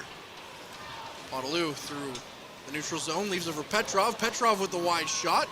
McDonald picks it up, and he sends it across ice, and the 67s regroup. 67s into the Battalion zone. They try to get the shot off to Mateer. Mateer now with it on the near side. Gives it back to Mayich. Mayich sends it in for Laforme. Laforme behind the net. And the Battalion are just hemmed in their own zone here for a couple of seconds. Laforme takes a hit in the corner, but he holds on to it. And send out front, where the shot goes wide on Verbetic. Shot finally coming in, and Verbetic there, like we've seen so many times, just gloves it down. 13:01 left in the second period, and we're all tied at 4. Something we really haven't said this much is Joe Verbetic with a glove save. It almost like the Ottawa 67s are trying to keep it below the waist and not in that glove of Joe Verbetic, as we have talked about so many times how well he is with that glove, that white glove that he wears here that we like to refer to as a Golden Glove Award sometime winner. But the Ottawa 67s trying to keep the puck a little bit lower into the pads of Verbetic in this game so far. What can I say? We are big fans of the Toronto Blue Jays. Picking up a big win today as the puck's back down to the 67 zone. Smythe losing handle on it. And the troops get it back at their blue line. Seb Boucher, who has a goal in this game, gets it in the corner and keeps on it, but Arnsby finally coming away with it. Before it's left for the 67s to pick up and send back out to the point. Smythe now with the shot, but it goes well wide. Boucher trying to tip it in and can't quite get it past all the Battalion sticks in front. Mathurin looking up ice for Wakely, just out of his reach, and Smythe picks it up, gets it over to Constantini. It's back to Smythe on the near side, and Pinelli takes a big hit from Arnsby. Van Steensel now just dumps it back down, but it's stopped by the linesman at the blue line, so it doesn't get all the way down into the 67 zone. Ladd, all the way back in his own zone now, looks to rim it around. Then it gets out, and now we're going to get a fight between Arnsby and Smythe. This game has it all. Arnsby with a big haymaker. Now he's just trying to wrestle down Smythe. Getting in a couple of body blows as the Battalion captain decides to go at it. I don't know what was said that led up to this, but the two of them definitely competitors. Arnsby takes quite the shot to the face, as Smythe does have the bit of a size advantage. And Arnsby takes down Smythe for the victory, and both teams are okay with this, and this brings together the crowd. I think Smythe took exception to the hit by Arnsby down in the corner. Wakely taking a little bit of the effect of the Arnsby hit as he was in the afterthought, but Arnsby giving up a little bit of height and reach advantage definitely comes away with the victory if you're going with the rowdiness of the crowd, as that brought all this fan base to their feet here. Probably the loudest ovation we've heard in this building this year, as Arnsby and Smith will go to the box to serve 5 for fighting. Liam Arnsby was rated as one of the best defensive players, or most underrated defensive players. He was also rated as one of the hardest hitters, or most underrated hardest hitter in the league by the coaches poll as well. Or one of the hardest hitters, I should say, not underrated. Everyone knows he's coming at you. He's a bulldog out there. Not talking about Hamilton, of course. We don't like those guys, but hey, here we are anyways. As a shot comes in on Verbetic, and we're going to get another stoppage of play here with 11:51 left in the second period, and we're going to get another scrum near Verbetic's goal mouth as Russell takes a swipe at Beck. And we're going to see if anyone goes. It looks like the referee is giving the Ottawa 67s a penalty here, as the one player looks like to be escorted. No, nothing coming out, as we're going to have 5-on-5 here. It looks like maybe there was going to be a call initially, but nothing coming out of that scrum here with the 11:51 left in this middle frame, and the score deadlocked at 4s. Well, if someone didn't like hockey, you had to show them this game and be like, do you like it now? It's kind of hard not to say. You've got 8 goals in the first half of it. You've also got a fight, so can't say too many bad things about this one at all. Mayich now in his own zone. It's a puck up to Beck. Beck just rims it around behind Verbetic's net. Johnston at the half wall tries to chip it up, but instead Coe picks it up. Go to Russell. Russell with some speed through the neutral zone. Carries it in, tries to get around Mage here. Russell with the tight angle shot. Gets it out to Nelson at the blue line, who takes a shot, but is blocked in front. Coe now loses the handle on it, but it's back out to Christopoulos at the blue line. Christopoulos sends it in for Coe. Coe back to Russell with the shot. It's wide of Cranley's net as he tried to pick the top blocker side corner. Set down the ice for the 67s. Christopoulos tripped up. No call coming on that one as the fans kind of look for it. And it's back for Rohr. Rohr looking up ice to Mayich, but he's being harassed pretty good by Russell. Instead, it's back to Beck. Beck now back to his blue line as the Battalion contest too many men, but the call doesn't come. Beck now carries it in, and the shot goes wide of the net. Shot coming from this far blue line now, but goes wide of Verbetik's net as the 67s get some pressure here. Shot from Gilshane coming in, but it's blocked in front by a 67. And it's back out to Gilshane. Gilshane takes another shot, but it's tipped wide of the net. It's all 67s here for the last minute or so. Back to Gilshane to the blue line. Gilshane to his D partner who sends it in, and it misses the net. Sent in front, and Nelson's going to be the first one to get to it, and he's just going to send it down, and it misses Cranley's net, so it's going to go for icing.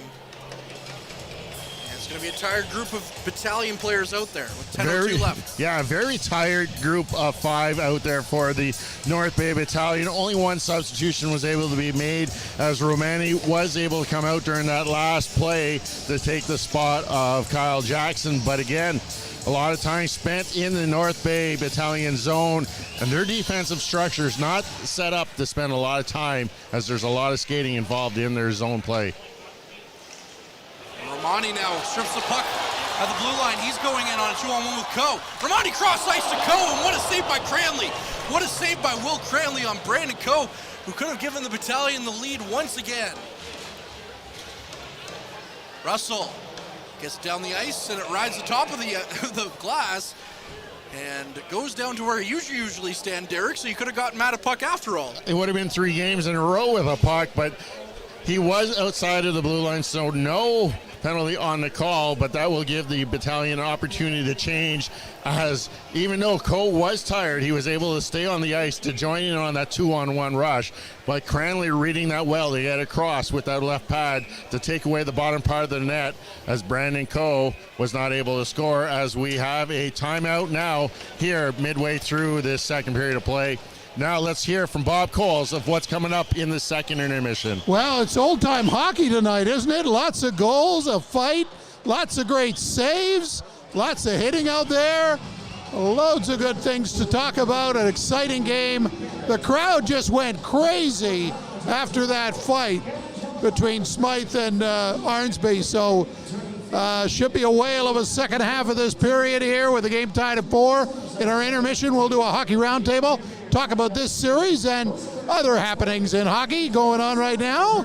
And we'll be joined by our friend Isaiah. So we look forward to that. Second intermission in a 4-4 game. I have no understanding of where this game is headed because it's been a wild one. Hopefully more of the same, boys. Thanks a lot, Bob. Will be interesting to hear what you have to say during the second intermission. But yeah, a lot of action here in the first 10 minutes and 22 seconds of this second period play. And if this is one of your first opportunities to come out to see a game here, must be interesting to hear what they have to say. It'd be interesting to hear what your mom has to say about what she has seen here so far, making one of her few appearances in this building this year. Yeah, they've been very excited to get to this one.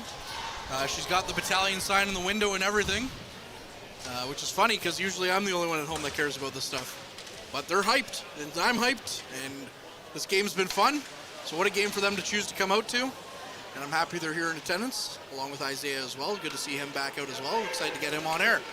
As the 67s bring it back in, and the shot comes in from Guydamak. And Verbetik turns it in the corner. 67's trying to get into the slot, but Mathurin says no way and knocks down Barlas. Starasevich chases after Mateer. Mateer looking for some options, gives it to Laforme. Laforme back to Mateer, the defenseman. And now it's back into the Battalion zone. 167 down there as they go for a quick change. There's a whole bunch of green jerseys over there, not too many white. McDonald now gets a bit of a high stick, no call, as he was going by the Battalion bench, and of course the Battalion brass, not very happy about that. And now it's sent back up ice. Potaloo at the neutral zone.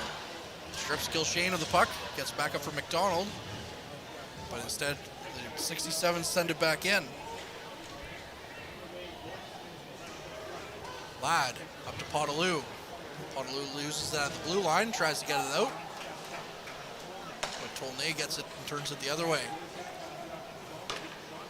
And the shot coming in from out wide. This Rebecca's just going to cover it, and we're going to get another scrum. I'm starting to think these two teams don't like each other too much there, Derek. Well, a little bit of a snow job there into the face of Joe Verbetic as the 67's player came in a little bit late to give him a snow shower.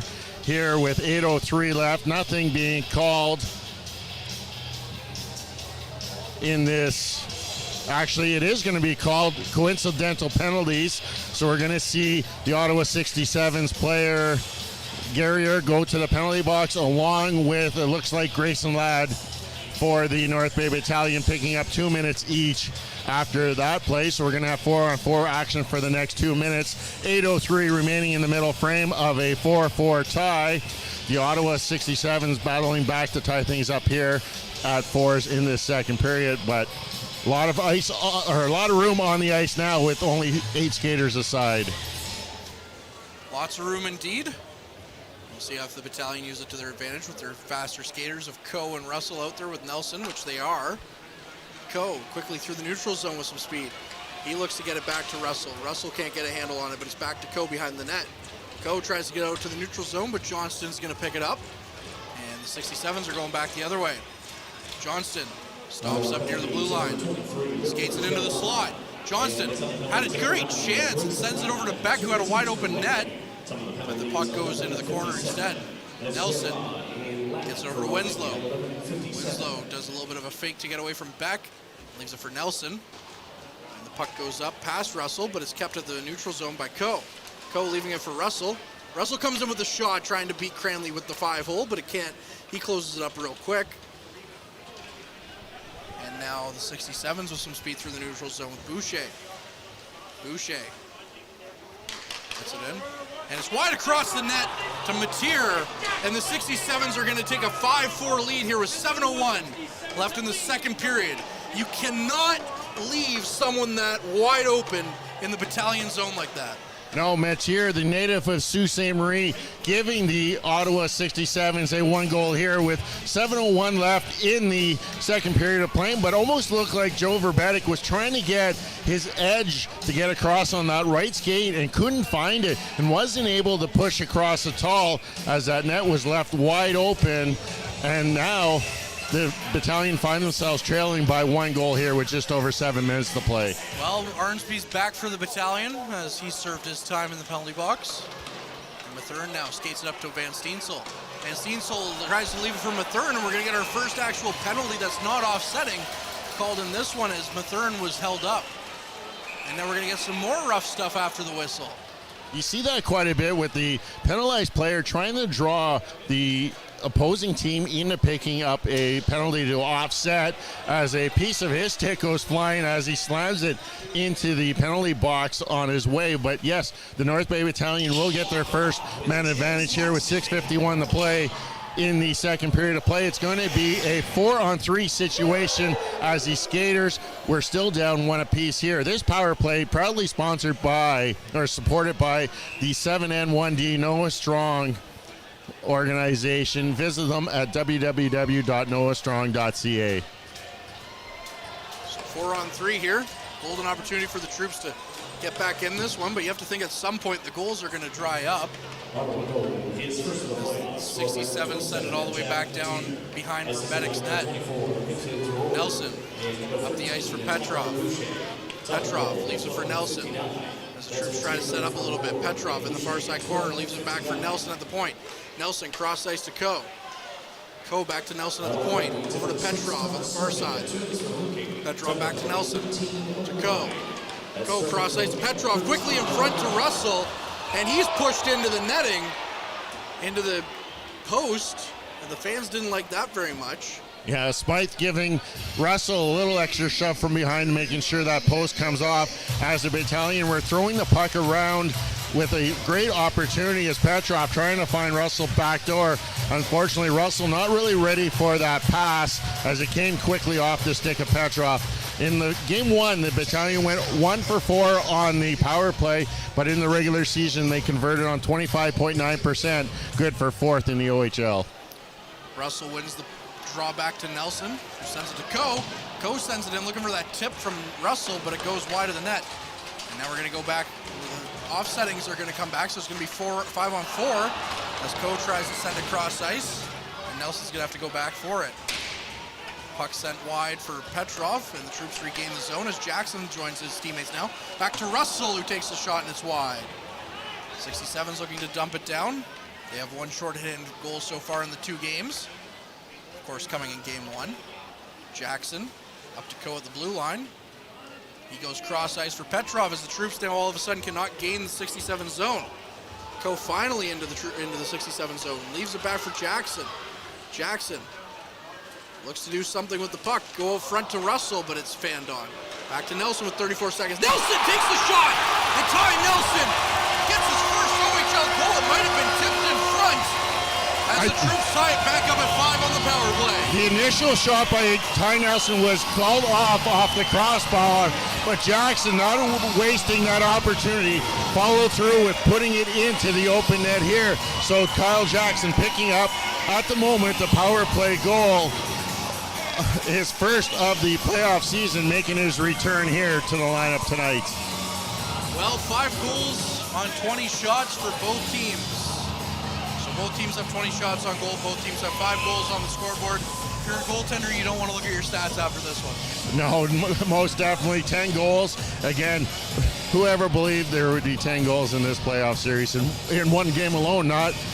You would think maybe in 4 games combined. Well, as a Leaf fan, they always tell me, oh, you can't outscore your problems in the playoffs. Well, in the OHL, apparently you can. Hopefully the Battalion are able to stop with the problems, though, and keep the momentum on their side through this one. As Pinelli carries it up into the troop zone, and it's left for Van Steensel. Van Steensel skates it up ice. We haven't seen this line for a little bit as Arnsby was stuck in the box after a fight. And now Wakely behind the net loses the handle on it. Pinelli gets it into the middle of the ice. Roar over to Boucher. Boucher with the shot, and it's saved by Verbetic. And it's sent around. Roar tries to get it to Pinelli. Pinelli misses the handle on it, and it goes around for Ladd. Ladd tries to get it past Sermon. And it's sent back into Mathurin, who carries it and goes up ice for Van Steensel. Gil Shane behind the net.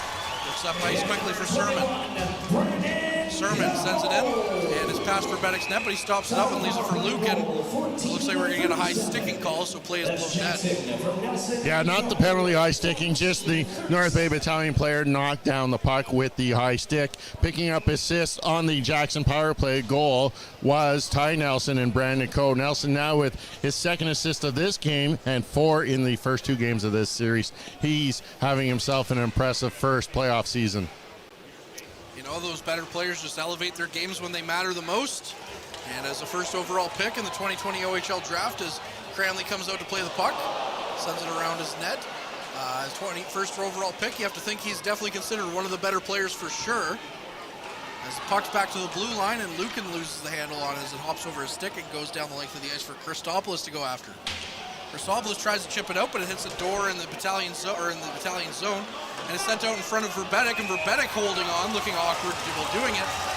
But Christopoulos tried to chip it out. It hit the door and just basically died and landed on the ice for the 67s to pick it up. That's the 2nd time we've seen this door come into play in this period alone, and both times it's gone against the North Bay Battalion, giving the 67 scoring opportunities, but Joe Verbetic having to be big on that save as the puck tried to stick or trickle through his feet. He closing the legs and just sitting on top of it to bring that whistle here.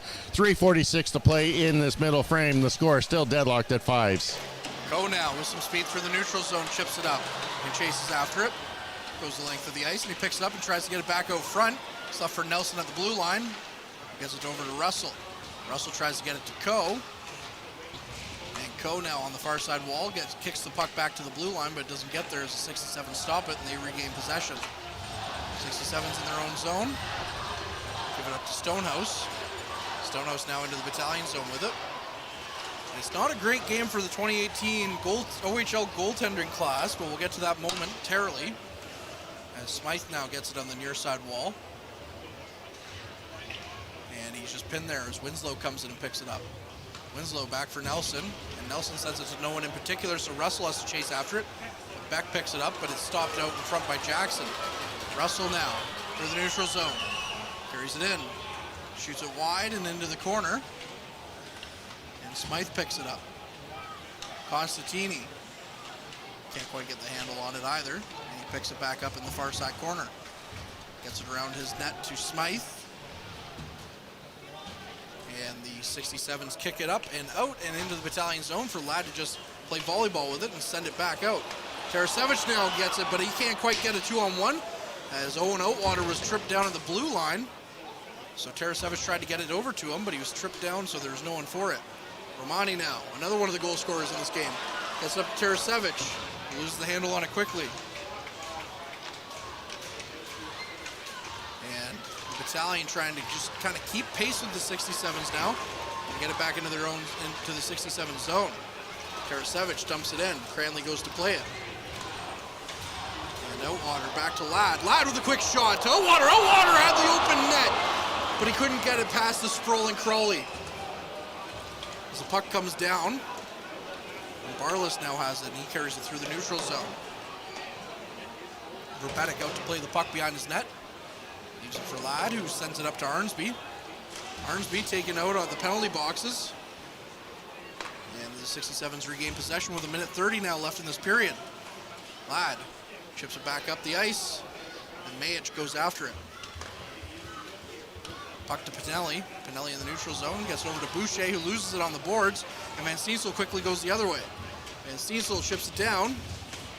He's got a goal in this series as well. He picked one up in game one. The far side corner where the Battalion go off the ice, leaves it for Boucher. And Christopoulos picks it up. Ottawa now chips at it. He can't quite get a handle on it as Christopoulos has to pick it up. Christopoulos sends it out. Petrov now running into Varga at the bench with 49 seconds left on the clock. Winslow with some speed. Winslow through the neutral zone. Winslow takes the shot, but it's blocked in front by Matier. Winslow's looking for it, but instead the 67s get it around the ice. Christopoulos now tries to send it in on Cranley. It goes wide of the net. McDonald taking it hard into the boards by Matier as the two of them just fall into the boards. Pinelli losing it to McDonald. Mayich is there to quickly pick it up as the Battalion would have had a 2-on-0. Winslow over to Christopoulos, who has some trouble with it, but he gets it up to McDonald. 15 seconds left on the clock. McDonald falls down at the neutral zone. Christopoulos over to Potaloo. Potaloo in. Potaloo looking for the shot, takes it, and is stopped by Cranley. 5 seconds left. 67s get the puck out of their zone into the neutral zone. And that'll do it for this wild second period now, as the Troops find themselves tied 5-5 after 40 minutes of play. And as I was mentioning real quick, not really a great game for the 2019 or 2018 OHL goaltending class. Cranley was the third goaltender taken, 35th overall, of course, the Ottawa 67s. Behind Tristan Lennox, who was taken 26th overall by Saginaw, and of course, Joe Verbetic, 31st overall. Yeah, it's just not the night to be drafted in that draft class, but we've seen each team add another 2 goals in that second period of play as it's now 5-5 through 40 minutes of play, and let's now welcome back Bob Coles for the second intermission. I love how Courtney Kenny is admonishing the whole draft class based on one hockey game. No. But I'm just kidding, Courtney. I'm just kidding. You got to take your shots at me, don't you, at some point, eh, Bob? Exactly. So before we get to our roundtable, let's go through the stats around the league. First of all, Owen Sound trailing Flint 2-1. That's game 2. Flint lost game 1. Sarnia and Windsor, a tight one, 1-0 Spitfires after 2. And the shots, 28-12. So Mr. Ben Gaudreau busy once again, but he's keeping his team in the game. Remember, Sarnia finished 8th. Windsor won game 1. Guelph and the Sioux, the Greyhounds still up 3-1 late second period. John Dean's team won game 1 of that series in Sault Ste. Marie the other night. As for this one, all the offense in the league basically is in this game. 4 goals in that period, so it's 5-5 to score. Shots on goal were 12-time Battalion, 22-22. Just one power play in the game officially. North Bay did have a two-man scenario there, and they scored on it, but according to the stats, North Bay 1 for 1. No power plays for Ottawa. Face-offs won 21-15 Ottawa. If you missed the first period, you missed a lot. 3-3 after 1. Mitchell Russell from Ty Nelson and Aver Winslow. Winslow from Brandon Cohen Russell. So a couple of points for each of those guys. And Kyle McDonald from Matvey Petrov and Tanias Mathurin. Chris Barlos, Tyler Boucher, Brady Stonehouse for Ottawa. Of note, Ottawa scored 2 goals in 42 seconds. North Bay scored 2 goals in 45 seconds. In the second period, Anthony Romani opened the scoring at 3:07 from Owen Outwater and Nikita Tarasevich. Ottawa tied it and then took the lead. Jack Beck second from Cameron Tolnay at 4:54, and Jack Mateers first from Vince Rohrer and Tyler Boucher at 12:59. North Bay tied it at 5 on Kyle Jackson's goal on a great shot from Ty Nelson and Brandon Coe. That was the power play goal at 14:37. Penalties in that period. Derek Smythe and Liam Arnsby for fighting at 7:56. Will Garrier for roughing. Grayson Ladd of the Battalion for roughing at 11:57. And Thomas Sermon for hooking at 13:09. The third period will start 5-on-5. And the score is tied at 5, and the next game will be Monday night in our nation's capital. And Derek Lindemann, before we bring in our special guest, they didn't stop scoring goals as you said they would. I guess they weren't listening to your intermission talk there. Well, they did improve. They didn't give up 3 that period each. They only gave up 2. So a little bit of improvement. I'm expecting a lot more in the third period, but the physicality is there.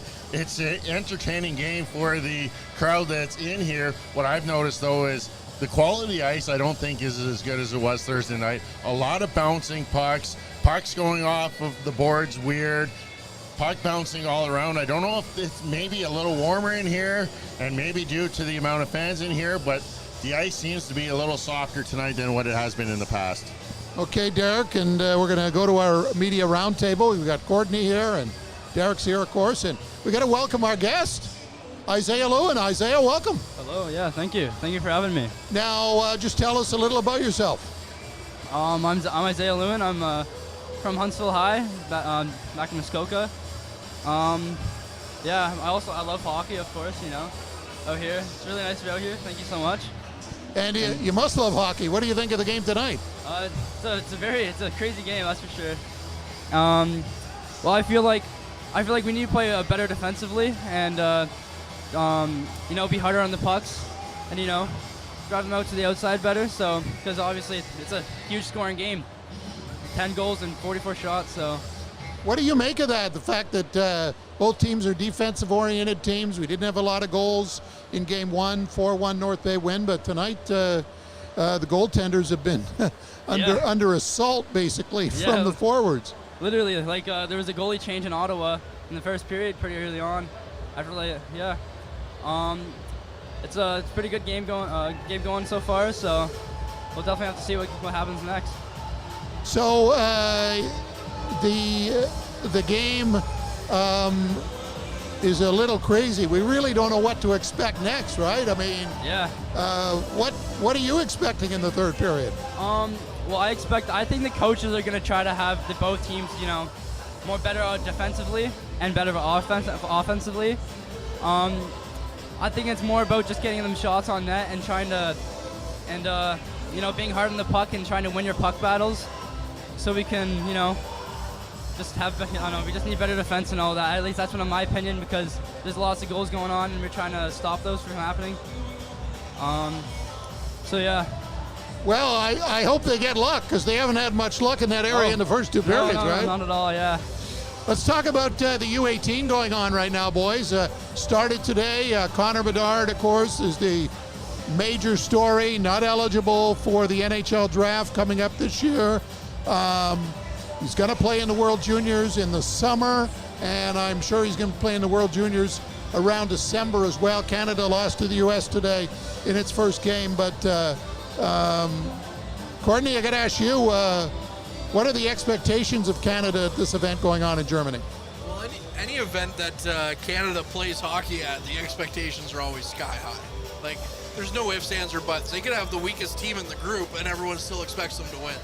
So, and when you got a team with Connor Bedard and a Battalion property who hasn't played for the Battalion yet, but Adam Fantilli there, it's gonna be quite the fireworks for sure for the troops, or well, not for the troops, for Team Canada. I'm expecting some big things out of that team, and I mean, just because Fantilli signed a commitment paper to Michigan doesn't mean he's going to Michigan. So a lot of eyes from the seventh man should be on Adam Fantilli in this tournament, see what's happening. Yeah, Michigan was expected to win the Frozen Four. They didn't even make the final, despite their star-studded team. They had they lost to University of Denver. Bobby Brink now with the Philadelphia Flyers, and of course a real shocker there in U.S. college hockey.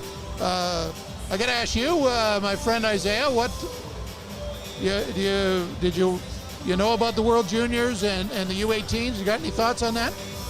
Well, the World Juniors is crazy hockey, that's for sure. It's really fast paced, and I don't know, definitely got to keep up on that.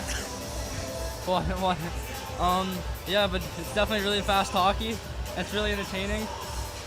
It's weird too because it's coming up this year in the summer, right? Like it's strange because like definitely a lot stranger. Well, we had like a chance to dip our toes into it at Christmas, and then nope, and now it's in the summer, so it's gonna be weird. And a lot of the Team Canada guys, Derek, that people are expecting to see won't be there, right? Because they've since it was canceled, they've signed NHL contracts. They're actually playing, and some of them in NHL games, and the NHL teams will not let them go. And if they're expected to be on an NHL roster in September. Yeah, it's going to be a totally different tournament than what we're used to seeing around Christmas time. This year it's going to be out west, as they're going to kind of coincide the Linka tournament with the World Juniors this year. But when you look at the junior hockey in Canada alone, in the three divisions, like, wow, what can you say about junior hockey in Canada? Like Connor Bedard, 15 years old, exceptional status this year out in the West, 2 points today. That assist he made from behind the net, between the legs, pass out front, just so good. And then that shot he did. I even seen him throw off a guy off his back that was, a couple of feet taller. Bedard's a full package. And don't forget, he did play at the World Juniors this year, picking up 4 goals in one game. And he did not look out of place at the World Juniors playing against 18-year-olds, 19-year-olds, 20-year-olds, Courtney. And but it's going to be interesting how the World Junior rollout happens. Who's on Canada's team in August? And it may be a completely different team in December. Yeah, it'd be interesting because, they had like Mason McTavish and all that stuff lined up to go. I don't think you'll be seeing him, like you mentioned, if they're going to be on the OHL or NHL roster. We could see some players, that got missed, like Ty Nelson or, Verbetic. Well, Verbetic might be expected to be in Montreal, I would imagine, at that point. So, but you might see some of those guys, like some of the Battalion players that have really played their way into the radars and stuff. Like, and then it's going to be weird because some of the guys that make it in August will be expected to play again in December if it's happening again in December. Yeah, it'll be interesting how they use the August tournament, right, Isaiah? Do they bring in the guys to say, okay, do they bring in guys from last year because we want to win this event, or do they use this as a sort of look-see on guys who are going to be on the team in December? So it'll be interesting what they come up with. Oh yeah, I think it depends how you look at it, because the guys from last year, I feel like they could definitely keep it together, and it also depends what the coaches want. I feel like the guys from last year, they could definitely hold it together, and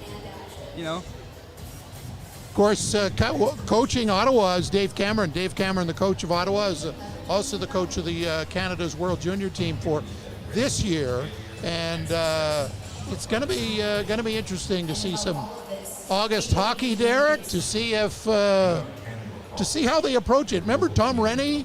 He's leaving Hockey Canada. He's been the executive director, runs all their national programs, men's, women's. They'll have a new guy running things, so it'll be interesting the approach they take. Yeah, and it's how important do they put on this junior tournament in August?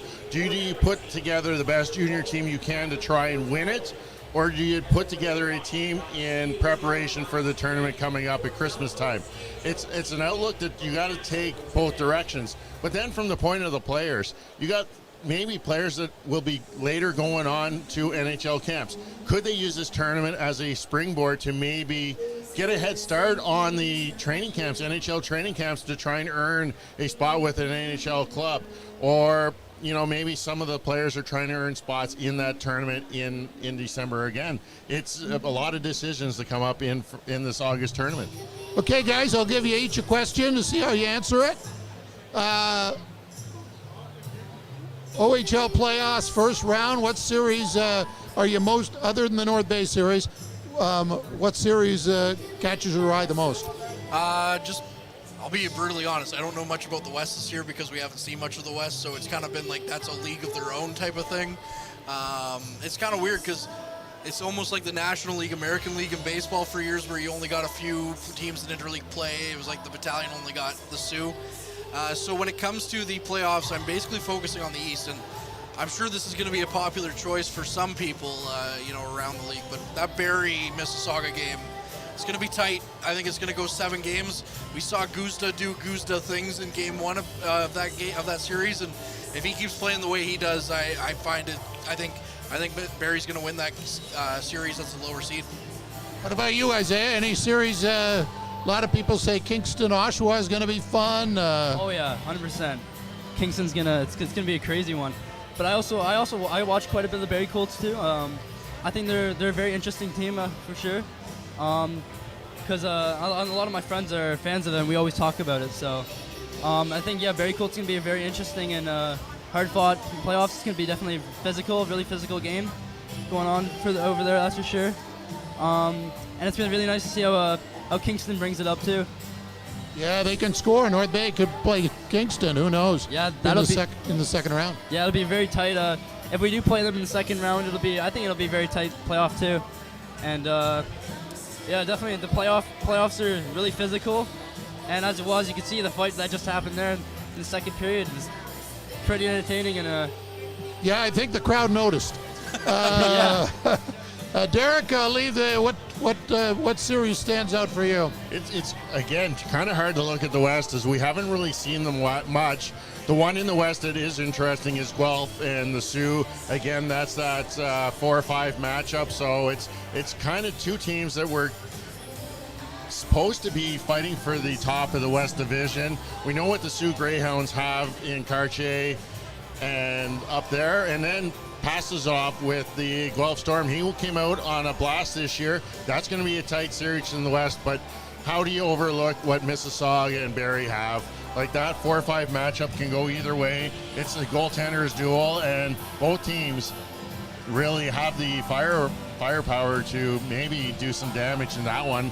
And keep in mind about Flint. Flint played a lot of games against Erie and Saginaw because of the COVID restrictions. All their games were in the States for the first almost third of the year. So a lot of games there, and didn't really start playing the Ontario teams until after Christmas. So that's why a lot of people think Flint's record is overrated. We'll have to wait and see.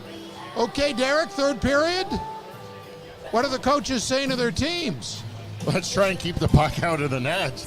It's looking like it's going to be just a difference of 1 goal here. I think both teams are going to button down the hatches there come the third period, and I think it's going to end up with maybe the next goal wins, because I don't think there's going to be more than 1 or 2 goals in this third period of play, hoping the Battalion come out with more than the 67s. What about you, Isaiah? Got to be quick.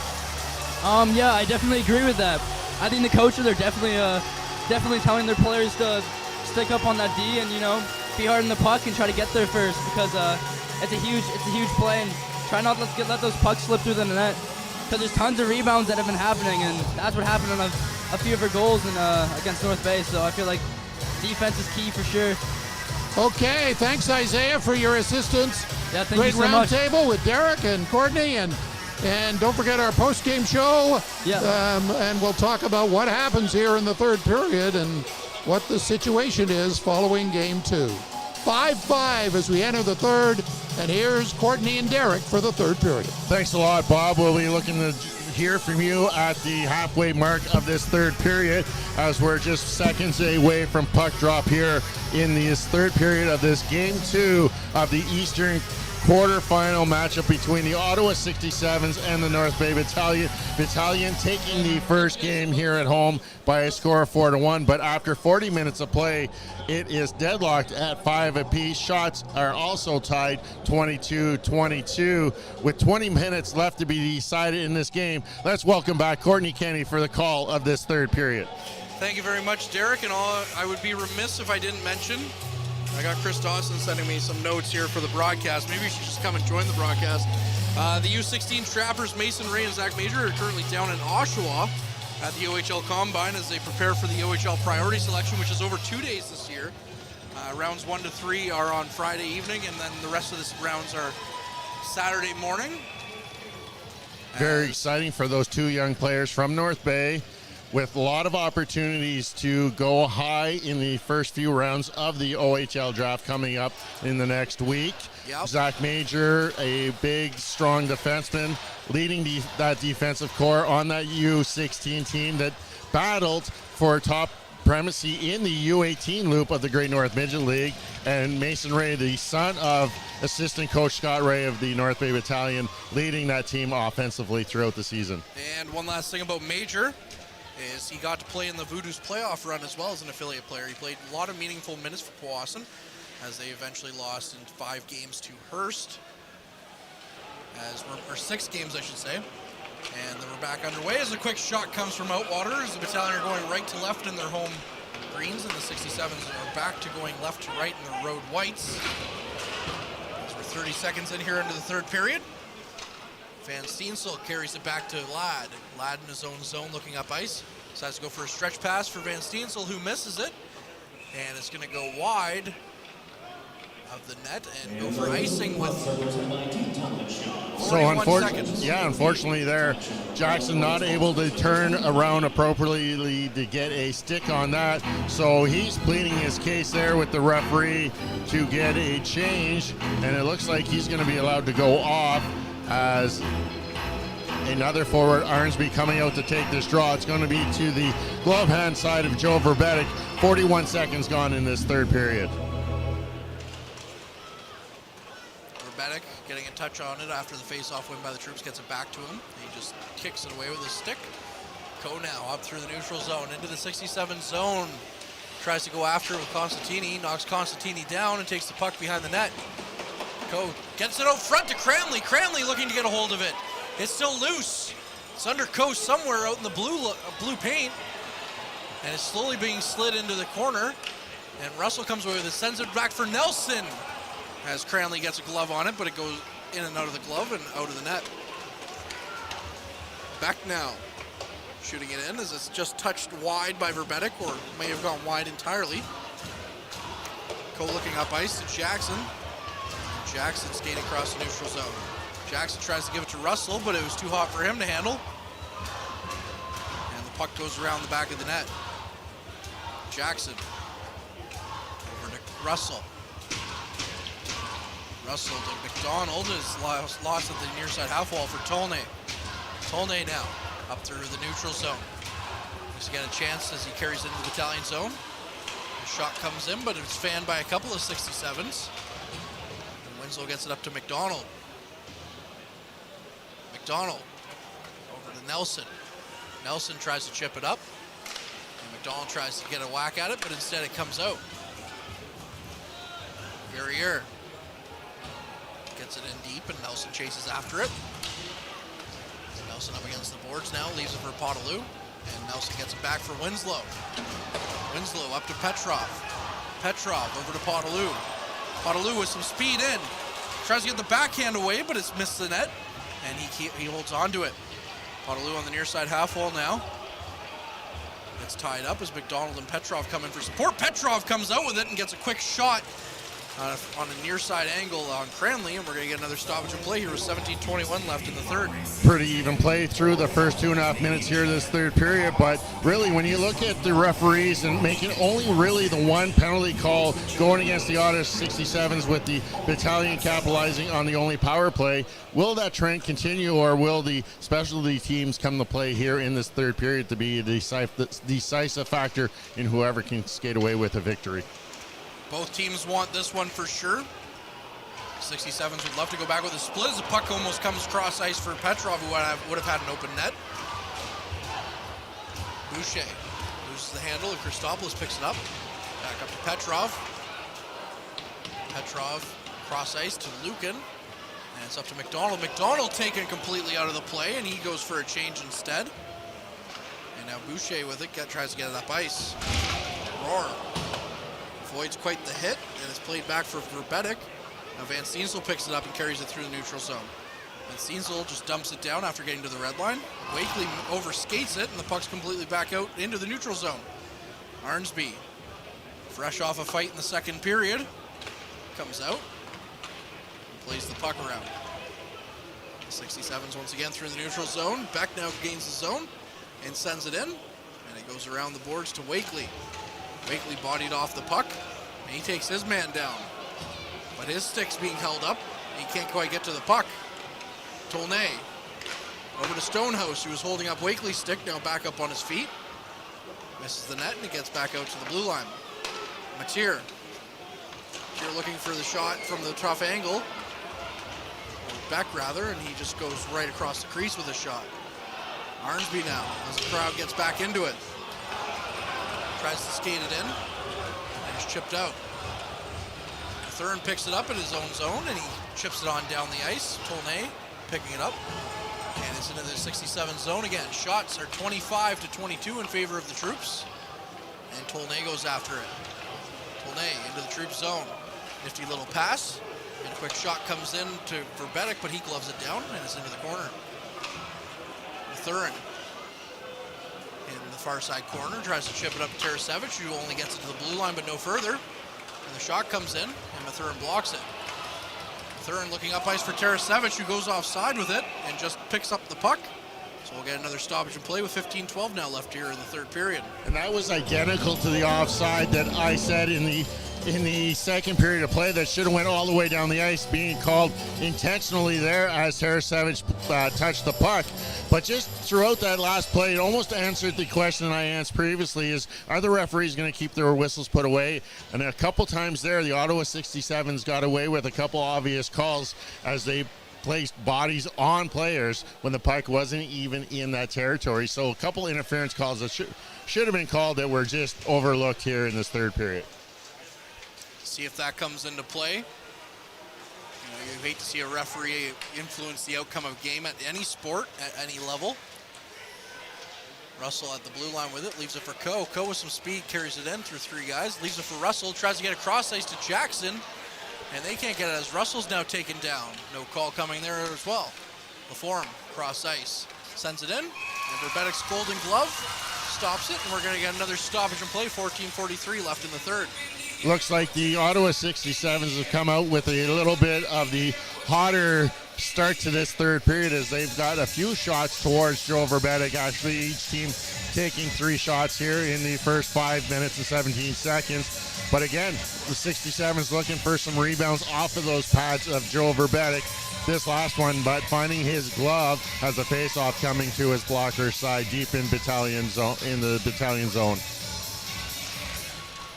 67s win the face-off, back to Mateer at the point. Mateer gets it in deep. And then Petrov picks it up. Petrov loses it to Mateer. Mateer sends it back in cross ice. What a weird shot right from the corner. It comes in and tips in off Verbetic's stick, and it goes into the back of the net, and we have a 6-5 hockey game. Pinelli looked like he's going to be credited with that that goal is, again, not expecting that puck to come in from that corner, somehow finding its way past Jovetic. I think I recall seeing that once or twice before, once for sure in the regular season, as that's going to be Pinelli's first goal of this playoff series, as the 67s take a 6-5 lead here, 5:36 gone in this third period of play. I know I asked this when it was 4-4, but you had to think the leash was short on Verbetic, but I'm going to have to ask Brian about that after the game. You know, he's keeping Verbetic in, and I know not all the goals have been his fault, but sometimes the goalie changes we saw with Ottawa can energize you.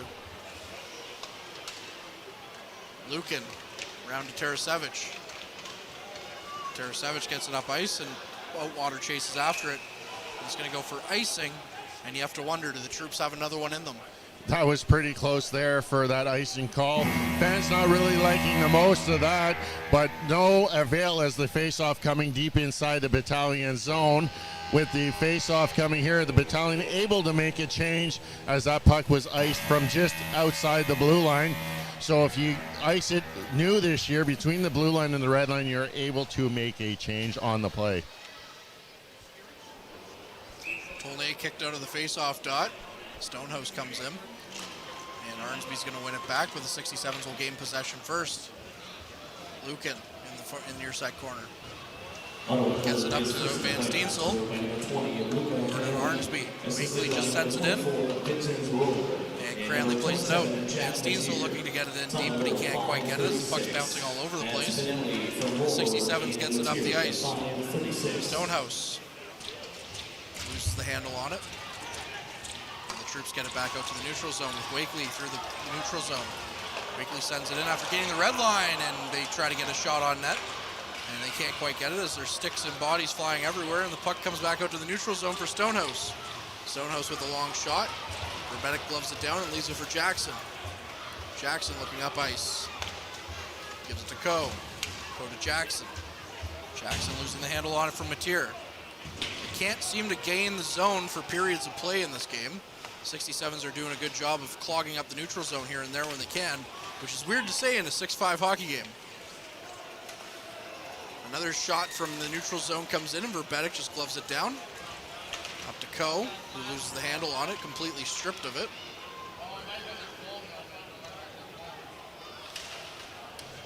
And the puck's just pinned against the board there on the far side wall.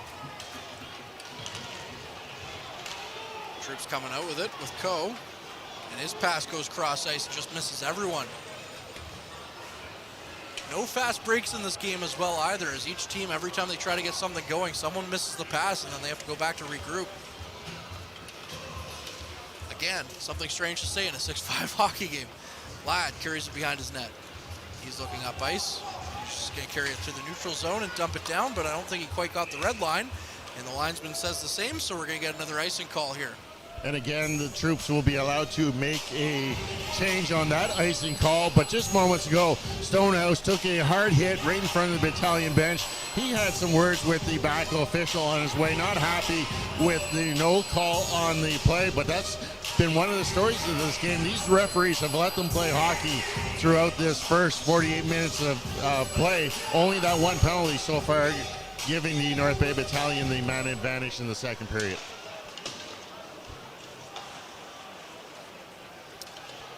Play back underway as Petrov gets it to Podolou to the blue line, and Podolou loses the handle on it and gets it up to Winslow. Winslow just chips it on in. And it's left for McDonald behind the net. McDonald tries to get it out front, but instead it goes to a 67 player, and Ottawa goes the opposite way. Winslow first in it, or first on it for Boucher.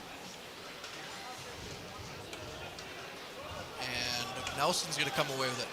Nelson up ice to Petrov. Petrov losing the handle on it, so he can't get any momentum going. He gets across ice to Nelson. Nelson tries to take the sharp angle shot, and it goes wide. Pinelli losing the handle on it, but he gets it up to Verbetic, and Verbetic just leaves it there for Nelson to pick up. Nelson dumps it down. Sermon gets it. Sermon back in his own zone. Picks up the puck. He's just going to skate around and let the Troops chase him. As the puck finally makes it all the way down to the Troops zone. No icing. And Tolnay now behind the net. Tolnay loses the handle to Arnsby. Arnsby gets it over to Wakely, who just has it off his skate, and Stonehouse is going to turn around quickly with it. 10:50 left in the third period of a 6-5 hockey game for the 67s. Shots on goal, 27-25.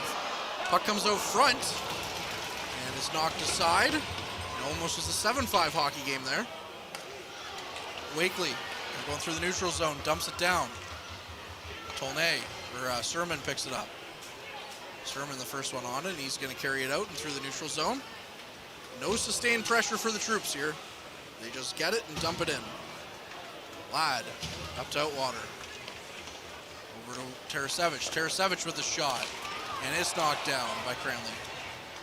Rebound came out to Outwater. Outwater with a quick shot. It hits the side of the net. Romani behind the net, back out to Outwater. It misses Outwater, and Ladd sends it in for Romani. Romani now out of the blue line with it. He decides to dump it in and let Tarasevich chase it. Tarasevich carries it around as the Battalion finally get their first sustained pressure of the third period here, halfway through the frame. Tarasevich picks it back up, sends it in, and Cranley's just going to stop it.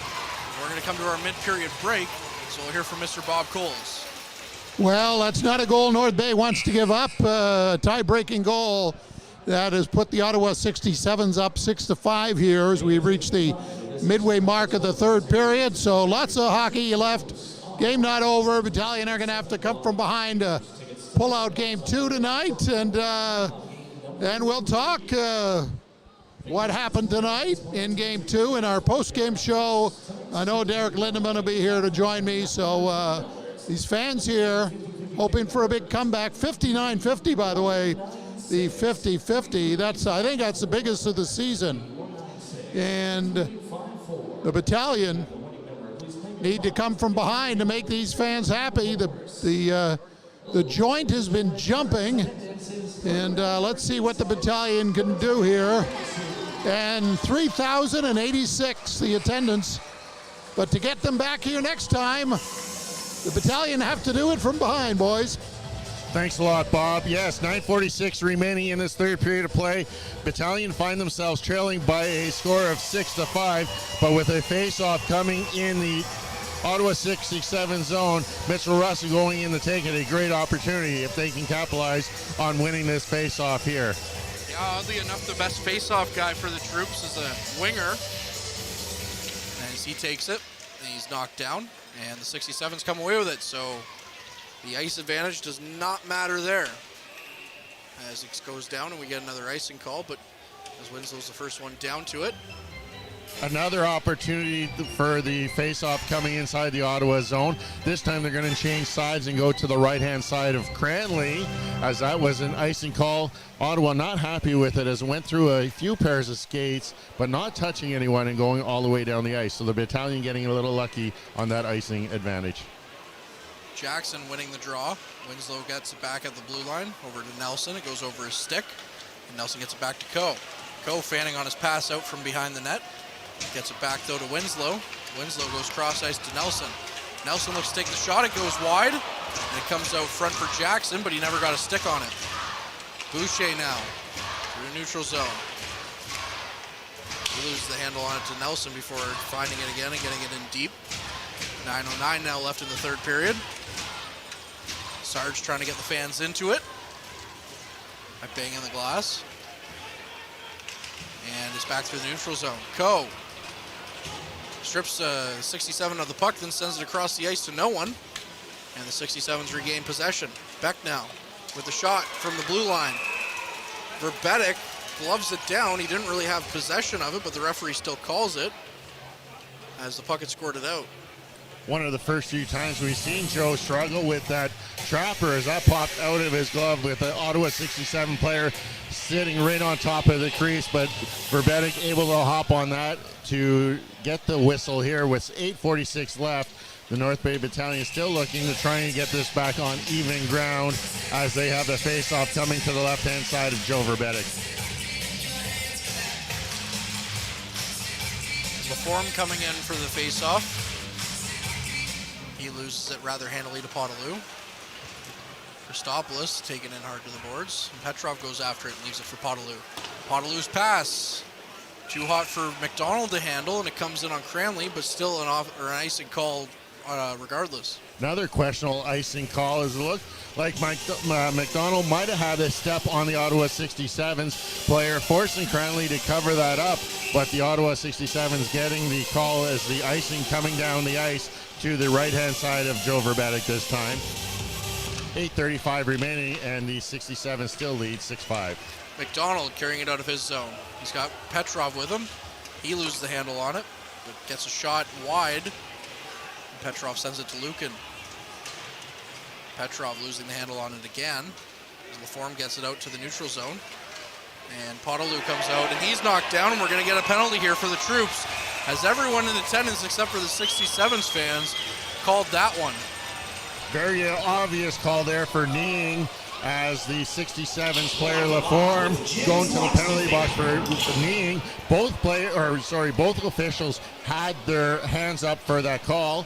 This power play proudly supported by the 7N1D Noah Strong campaign. You could visit them for what is going on with the Noah Strong at www.noahstrong.ca. Go there to check them out for more information.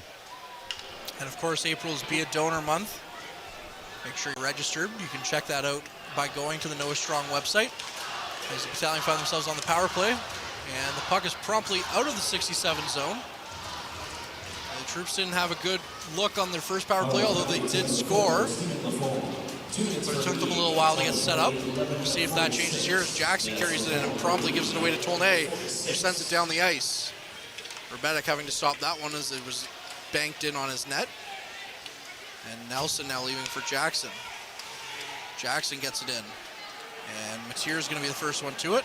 And he's just going to dump it down the ice. So 30 seconds now left lost on this power play. 67's doing a good job standing up the blue line and not allowing the Battalion to enter with any form of speed. Petrov gets it in deep to Cranley. Cranley sends it around and is stopped by Nelson at the blue line. Jackson looks cross ice to Coe. Coe out front.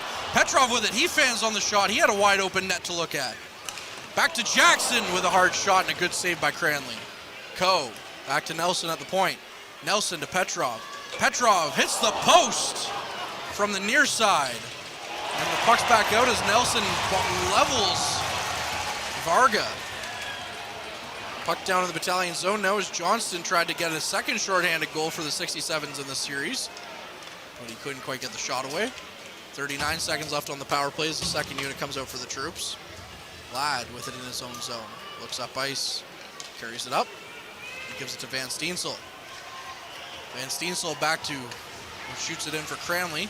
McDonald picks it up. McDonald loses the handle on it again, and guess what? The 67s get it up and down the ice. Beck falling in the Troops zone with 16 seconds left on the power play. Ladd up to Arnsby. Arnsby drops it for McDonald. McDonald turns quickly, gets it to Ladd, and this time McDonald does it for the 67s and sends it down the ice. So a wasted opportunity for the Troops there with the man advantage. McDonald chips it in, so no icing as the penalty expires as Arnsby picks it up in the 67 zone. And Outwater comes in for support. Laforme back out on the ice. The 67s are through the neutral zone. Stonehouse now picking it up. Wakely tries to get across ice, but it hits Arnsby's skate and goes back to Mathern to pick it up in the Battalion zone. Outwater chips it down. And the 67s pick it up again with 5.5 minutes left in the third period. Boucher carries it over. He loses the handle and falls over and loses it to Mathern. Romani now, one of the goal scorers for the Troops. He can't get any possession going either. And the 67s are just going to be content to just block up that blue line. And hey, if the Troops can't score, guess what? You tie up the series. Outwater through the neutral zone. Hits it in for Romani. Romani with the shot. It's well wide of the net. Cranley didn't even have to touch that one. Pinelli back to the blue line. He skates around everybody. He carries it into the Troops zone. And he loses the handle on it, so Jackson's going to have to go back after it. Jackson up to Russell. Jackson couldn't quite get it there, so it's left for Winslow, who's taken hard into the boards by Beck. Mathurin back around to Winslow. Just sloppy passes everywhere by the troops in this game.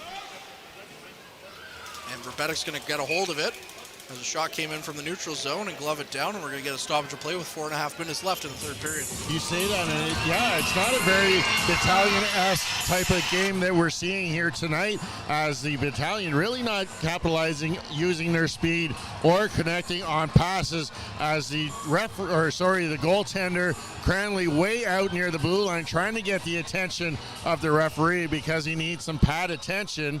But he's going to have some words there because he's not supposed to really go over there until he gets confirmation from the referee. So the referee sure going to go over there and give him some notice.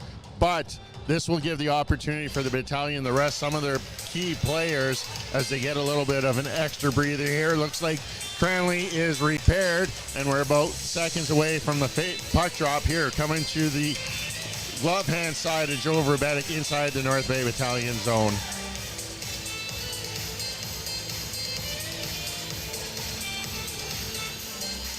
Jackson winning the draw back to Winslow in his own corner. Gives it to Nelson. Nelson looks up ice for Coe. Coe, bit of a toe drag in the neutral zone. He gets it into the zone. Russell takes a shot. It's off a stick, and Mateer catches it in front of Cranley. Puck pinned in now on the far side corner. And Jackson gets it back to the blue line for Nelson. Winslow takes a first shot. Jackson had a chance as it rebounded off the end wall. Had an open net to Coe. Coe gets it in! And the Battalion tie it with 4.5 minutes left in the third period. It's a 6-6 hockey game on a really weird goal, I have to say. What can you say about the weirdness of this game as Brandon Coe ties things up here at 6 is here. 15:56 gone in this third period. We're deadlocked at 6 apiece as the Battalion tie things up. Brandon Coe with his first of this playoff season.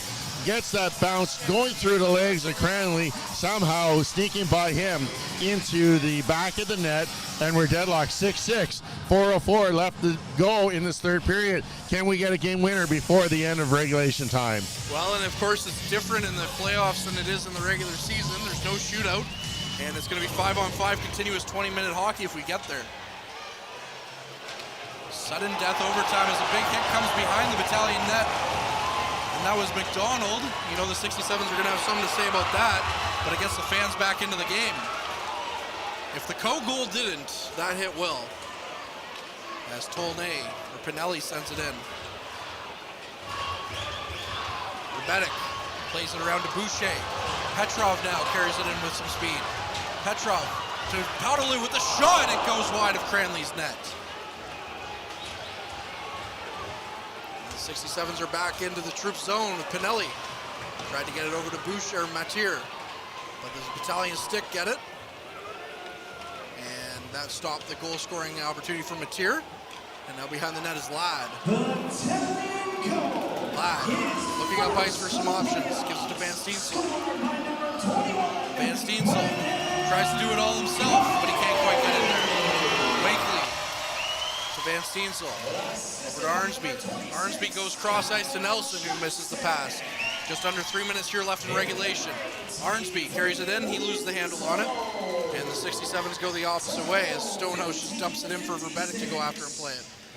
Verbetic caught out of his net, but the Battalion do a good job of getting a hold of the puck before anything can happen.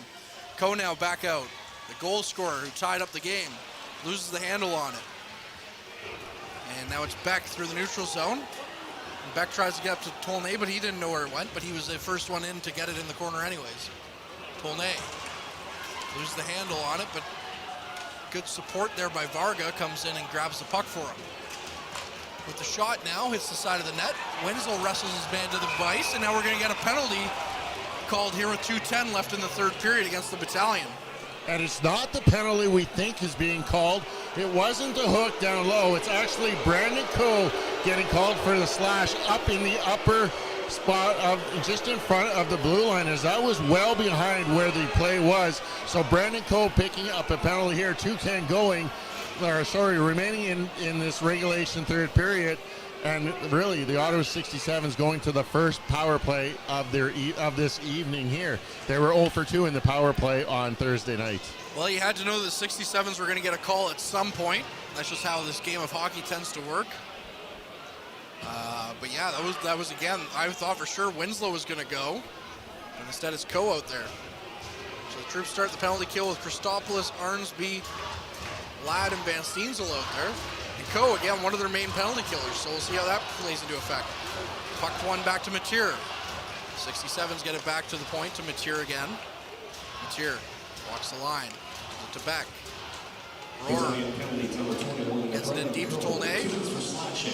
And Beck goes after it. Boucher over to Ladd. Ladd loses it. And now it's just pinned up against the boards. 1:37 left in the power play for the 67s. Roar back to Mateer. Mateer looking back to Roar. Roar looking for a shot, but he can't get it as the 67s try and create some space, and they take a shot by Roar who goes well wide. Beck back to Mateer. Mateer at the point. Over to Beck. Beck gets it in deep for Boucher. Boucher skating around with it. Gives it back to Beck. Now they trade spaces a little bit. Back to Mateer. Shot on net, but it's blocked by Arnsby, diving across to stop that. Roar. In deep for Pinelli. Pinelli back to Roar. Sends it right back to Mateer. You know the power play is going to go through Mateer. 53 seconds left in the power play now. And it's back to Van Steensel. Just sends it down the ice. And the Troops are going to get some tired bodies off the ice. But a quick pass up by Cranley to Roar, and Ladd gets a hold of it. Russell now, with some space to work. He's going to shoot it down. 38 seconds left on the clock. 44 left in the game. 6-6 in the third period. Stonehouse with some speed through the neutral zone. He's just going to dump it in, and Nelson's going to go after it. Nelson tries to get it out, but it's stopped by Sermon. To Constantini. Constantini back to Sermon. To Constantini. He fakes out a shot. Back to Sermon. Takes the shot. It's blocked by Tarasevic. Sermon. 9 seconds left on the power play. Back to the point. It's missed by Verbetic's net. Constantini. 13 seconds left in the game. We're back to 5-on-5 hockey. It's back out front. And it's out to Coe. Coe's going to have a breakaway to end this game. Brandon Coe coming in. He comes in with a move. And he misses the net. It's a goal. Brandon Coe scores. Brandon Coe scores with 2.5 seconds left on the clock. It's a 7-6 hockey game. Wow. Whoever expected that finish as Brandon Coe puts it forehand, backhand through the net as Cranley kicks the post off. I'm sure they're going to take a review of that one as we get a quick look. Coe coming out of the penalty box, gets the puck on his stick with 7.5 seconds left at center ice, goes down, goes forehand, backhand, tucks it in. It actually goes underneath the net as the post came off its moorings, and the Ottawa 67s really wanting a look at this as they're not taking an opportunity to line up as nobody has gone to put the net back on its moorings here. 7-6 momentarily, 2.5 seconds left in regulation. Well, Bob, it seems like every time you come up to the booth, something exciting happens in this game where, be it a goal for any other team, but that time you come up here as we're getting ready now for the final 2.5 seconds, and the Troops are going to walk away with a 2-1 series victory here against the Ottawa 67s as we're going to get a scrum here at the end of the game. Referees do a good job separating everyone. The Battalion will now go back and celebrate with Joe Verbetic. What an awful, if you're the 67s, what a tough way to lose that game. With 2.5 seconds left, Brandon Coe scores the game winner. And this is what playoff hockey's all about, Bob.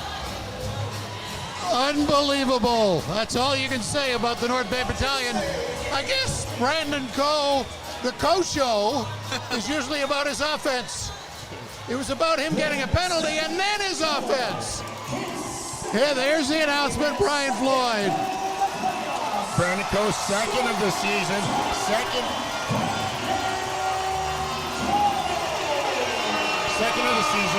of the game, making it a 7-6 final here from North Bay Memorial Gardens. Let's welcome in now Bob Coles for our post-game Maples Long, sponsored by Maples Long, Long's Maple Syrup. I think you just said, let's begin the post-game show. Gonna be, Maple Courtney's Wings. gonna go down and talk to Coach Houlihan. Gonna wait for the 3 stars. We'll take you through the 3 stars. We'll give you all the stats and stories. But I tell you, 3,000 people here tonight. They're gonna come back Thursday night if there's a game 5. And I tell you, Derek, that's the biggest takeaway from this night. That the Battalion didn't do it the Battalion way. They did it the new Battalion way. Whatever it takes. And tonight it was scoring 7 goals and killing a penalty late in the game to set up the co-winner. And that was really the only penalty kill they had of this game, was that last call with 2:10 left. Brandon Coe taking the slashing call away from the puck. Maybe a little questionable call, but as he comes out of the box with just 7.5 seconds, he gets the puck on his stick with the game on his hand as he tucks it in, his second of the night, giving the Battalion the 7-6 lead. Avery Winslow, the number 3 star, a couple of points, but number 2, Avery Winslow, number 2, and Brandon Coe was number 1, and weren't sure if he was going to get goat on his horns for getting the penalty or the big hero with a couple of goals tonight, but Brandon Coe's the hero. But how about those penalty killers, Derek? None of that happens if they don't kill that penalty. And they were in their zone for the whole 2 minutes. Some blocked shots in there, great stuff. On a night that Joe Verbetic wasn't as sharp as, the Battalion still found a way to win. And that was the key. 2 big blocks, one by the captain, Liam Arnsby, catching that maybe on the inside of the left leg, but feeling no pain, and then Tara Savage blocking one in the final 40 seconds to keep them deadlocked at 6 at the moment, setting up the heroics of Brandon Coe. So here's the scenario. The next 2 games are in Ottawa, Monday at 7, Wednesday at 7. If there's a 5th game, it'll be here Thursday night at 7 o'clock, and I'm sure a lot of the fans are here tonight. If there is a game Thursday, we'll be here. But around the OHL tonight, Owen Sound losing to Flint 6-2, so that series looks like it's going to be tied. Sarnia lost 4-1 to Windsor, so the Spitfires up 2-0. That just ended, and Guelph and the Sioux, the Greyhounds up 3-1, 3 minutes to go, so the Sioux will have a 2-0 series lead, just like the North Bay Battalion. 3-3 after 1, 5-5 after 2. Looked like we were going to overtime, but we didn't. North Bay scored late. They outscored Ottawa 2-1 in the third to win 7-6. The shots 31-29 Battalion, 9-7 in the third, and 12-9 in the second. They were outshot 13-10 in the first. Power plays, not a lot of them, despite the 13 goals. 0 for 1 for Ottawa, 1 for 2 for the Troops. Faceoffs won 27-26 Ottawa.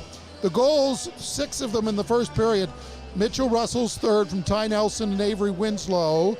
Chris Barlas and Tyler Boucher, 42 seconds apart, made it 2-1 Ottawa. Brady Stonehouse made it 3-1. Winslow with his second point from Brandon Coe and Mitchell Russell. Second point for Russell. That was at 14:59 of the first. And then 45 seconds later, Kyle McDonald tied it from Matvey Petrov and Tanias Mathurin. Anthony Romani at 3:07 of the second gave North Bay a 4-3 lead from Outwater and Tarasevich. Jack Beck tied it at 4:54. Jack Mateer gave Ottawa a 5-4 lead at 12:59. Kyle Jackson didn't play in game 1, played tonight. He scored from Ty Nelson and Brandon Coe at 14:37. And that tied it at 5. In the third at 5:36, Luca Pinelli from Vince Rohrer and Tyler Boucher at 12:50. Check that. Sorry. Pinelli from Rohrer and Mateer at 5:36. That was the bad Verbetic goal, and it looked like it was going to be the game winner. But Brandon Coe tied it. His first goal of the playoffs from Kyle Jackson and Avery Winslow. Third point for Winslow. And then Coe with the game winner, unassisted, just coming out of the penalty box. His second of the game, second of the playoffs. 3 seconds left, and the Battalion win 7-6. Penalties in that third period. Stephen Laforme for kneeing for Ottawa. and Coe for slashing at 17:50. So he gets out of the penalty box, Derek, with 10 seconds left in regulation. 7 seconds later, North Bay's got a goal. Yeah, like, what a finish. How could you ever expect a player to come out of the box with 10 seconds left and go on a breakaway and score the the game-winning heroics with only 2.5 seconds left? Cole picking up his second of the night. That to go along with 2 assists, giving him 4 points on a productive night here from Memorial Gardens. Yeah, 4-point night for Coe, as it turned out, and Kyle Jackson I thought was a big factor as well. Avery Winslow with 3 points. Rohrer had 3 assists, but it just shows you this North Bay team can beat you in different ways, right? I mean, they can beat you with a tight defensive game, 4-1, or they can win a wild, high-scoring affair, 7-6. But what about Kyle Jackson? He comes back after not playing. I think, that line really looked dangerous. I mean, Mitchell Russell got another goal. Jackson got a goal. Cole got 2 goals. Kyle Jackson just adds that much more to the entire lineup. Not only does he bring his offensive threat to that top line, a goal and assist for both Jackson and Russell tonight, but what it also does is it forces Petrov to go down a little deeper in the lineup, gives Oulahan a little bit more depth in scoring, and Kyle Jackson looked no less of the wear tonight. Looked like he just stepped right back in that lineup, that he was part of that game one, as if he didn't miss a beat.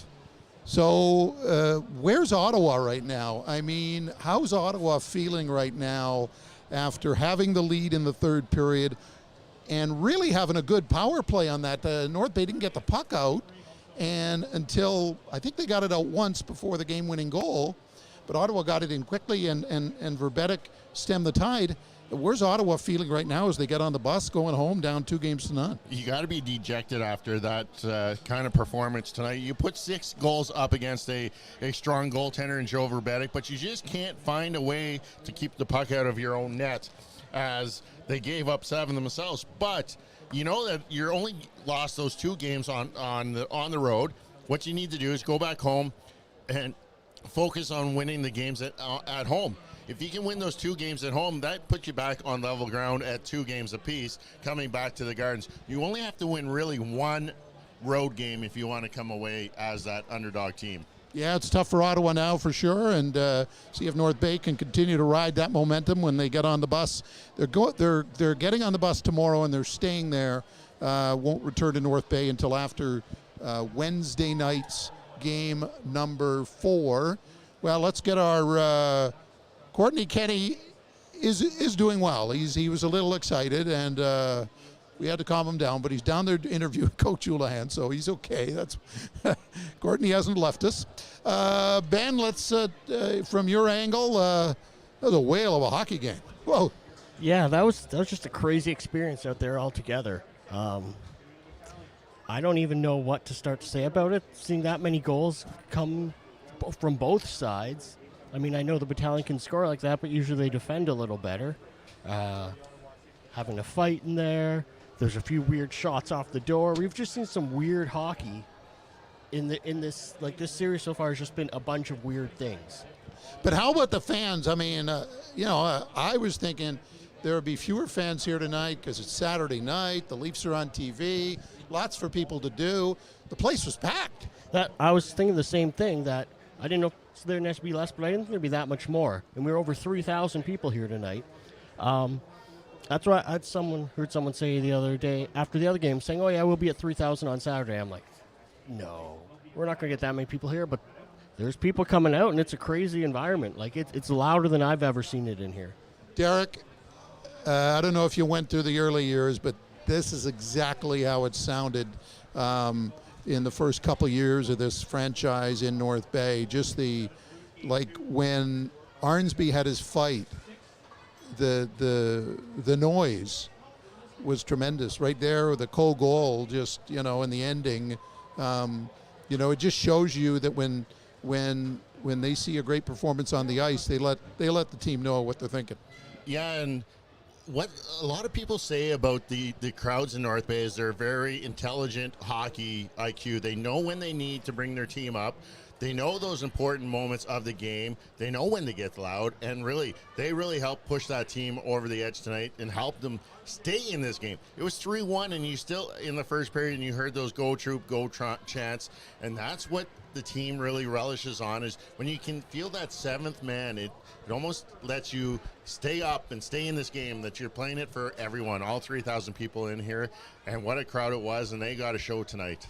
Now, I'm sure the coaches are not going to be happy with some parts of the team's game, but their competitive spirit, Ben, I mean, they were up 1-0, they were down 3-1, they tied it, they went up 4-3, they fell behind again, they tied it, they fell behind again, and then they tied it and they won it. So, there was no quit in the Battalion in this game.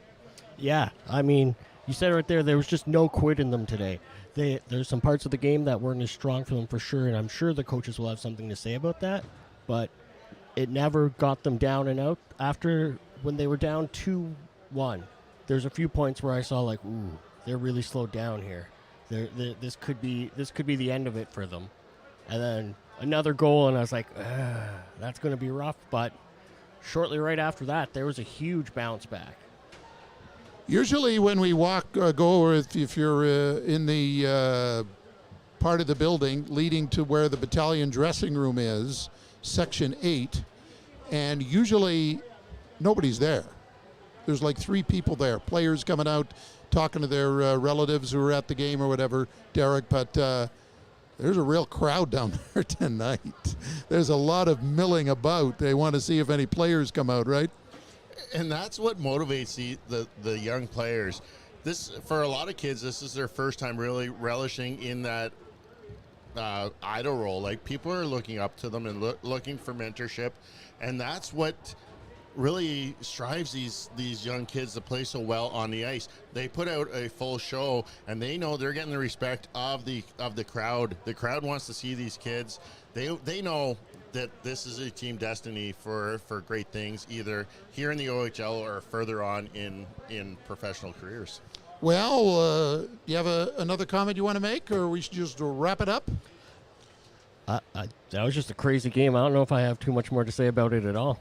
So our next game, go ahead, Derek. You wanted to make another point? Yeah, I'm going through this first-time things. This is the first time that a Battalion team has won a game in the final minute ever in the playoffs. So they're going to have to make a correction to this now. Wow. A historic night here. No kidding. What a comeback. Number of comebacks. And the Battalion win it. So we don't know when our next game is going to be. It could be Thursday night for Game 5 of this series, and if it is, it'll be a 6:50 on air. Then again, it could be in round 2 against an opponent to be determined. So we don't know, but we know there will be one sometime. But of course, the next 2 games are in Ottawa, 7 o'clock both nights, Monday and Wednesday. And if Ottawa wins one of those 2 games, we'll be here Thursday to describe all the fun. 6:50 for our game day broadcast. We thank Courtney for the play-by-play. Matt Sucre missed a good one tonight, didn't he? Derek Lindemann as well, and our producer Ben Long, and our friend Isaiah. Maybe Isaiah's the good luck charm as the Battalion win. Was going to say in overtime. It certainly seemed like it, but it wasn't, in regulation, 7-6. I'm Bob Coles. Good night from Memorial Gardens.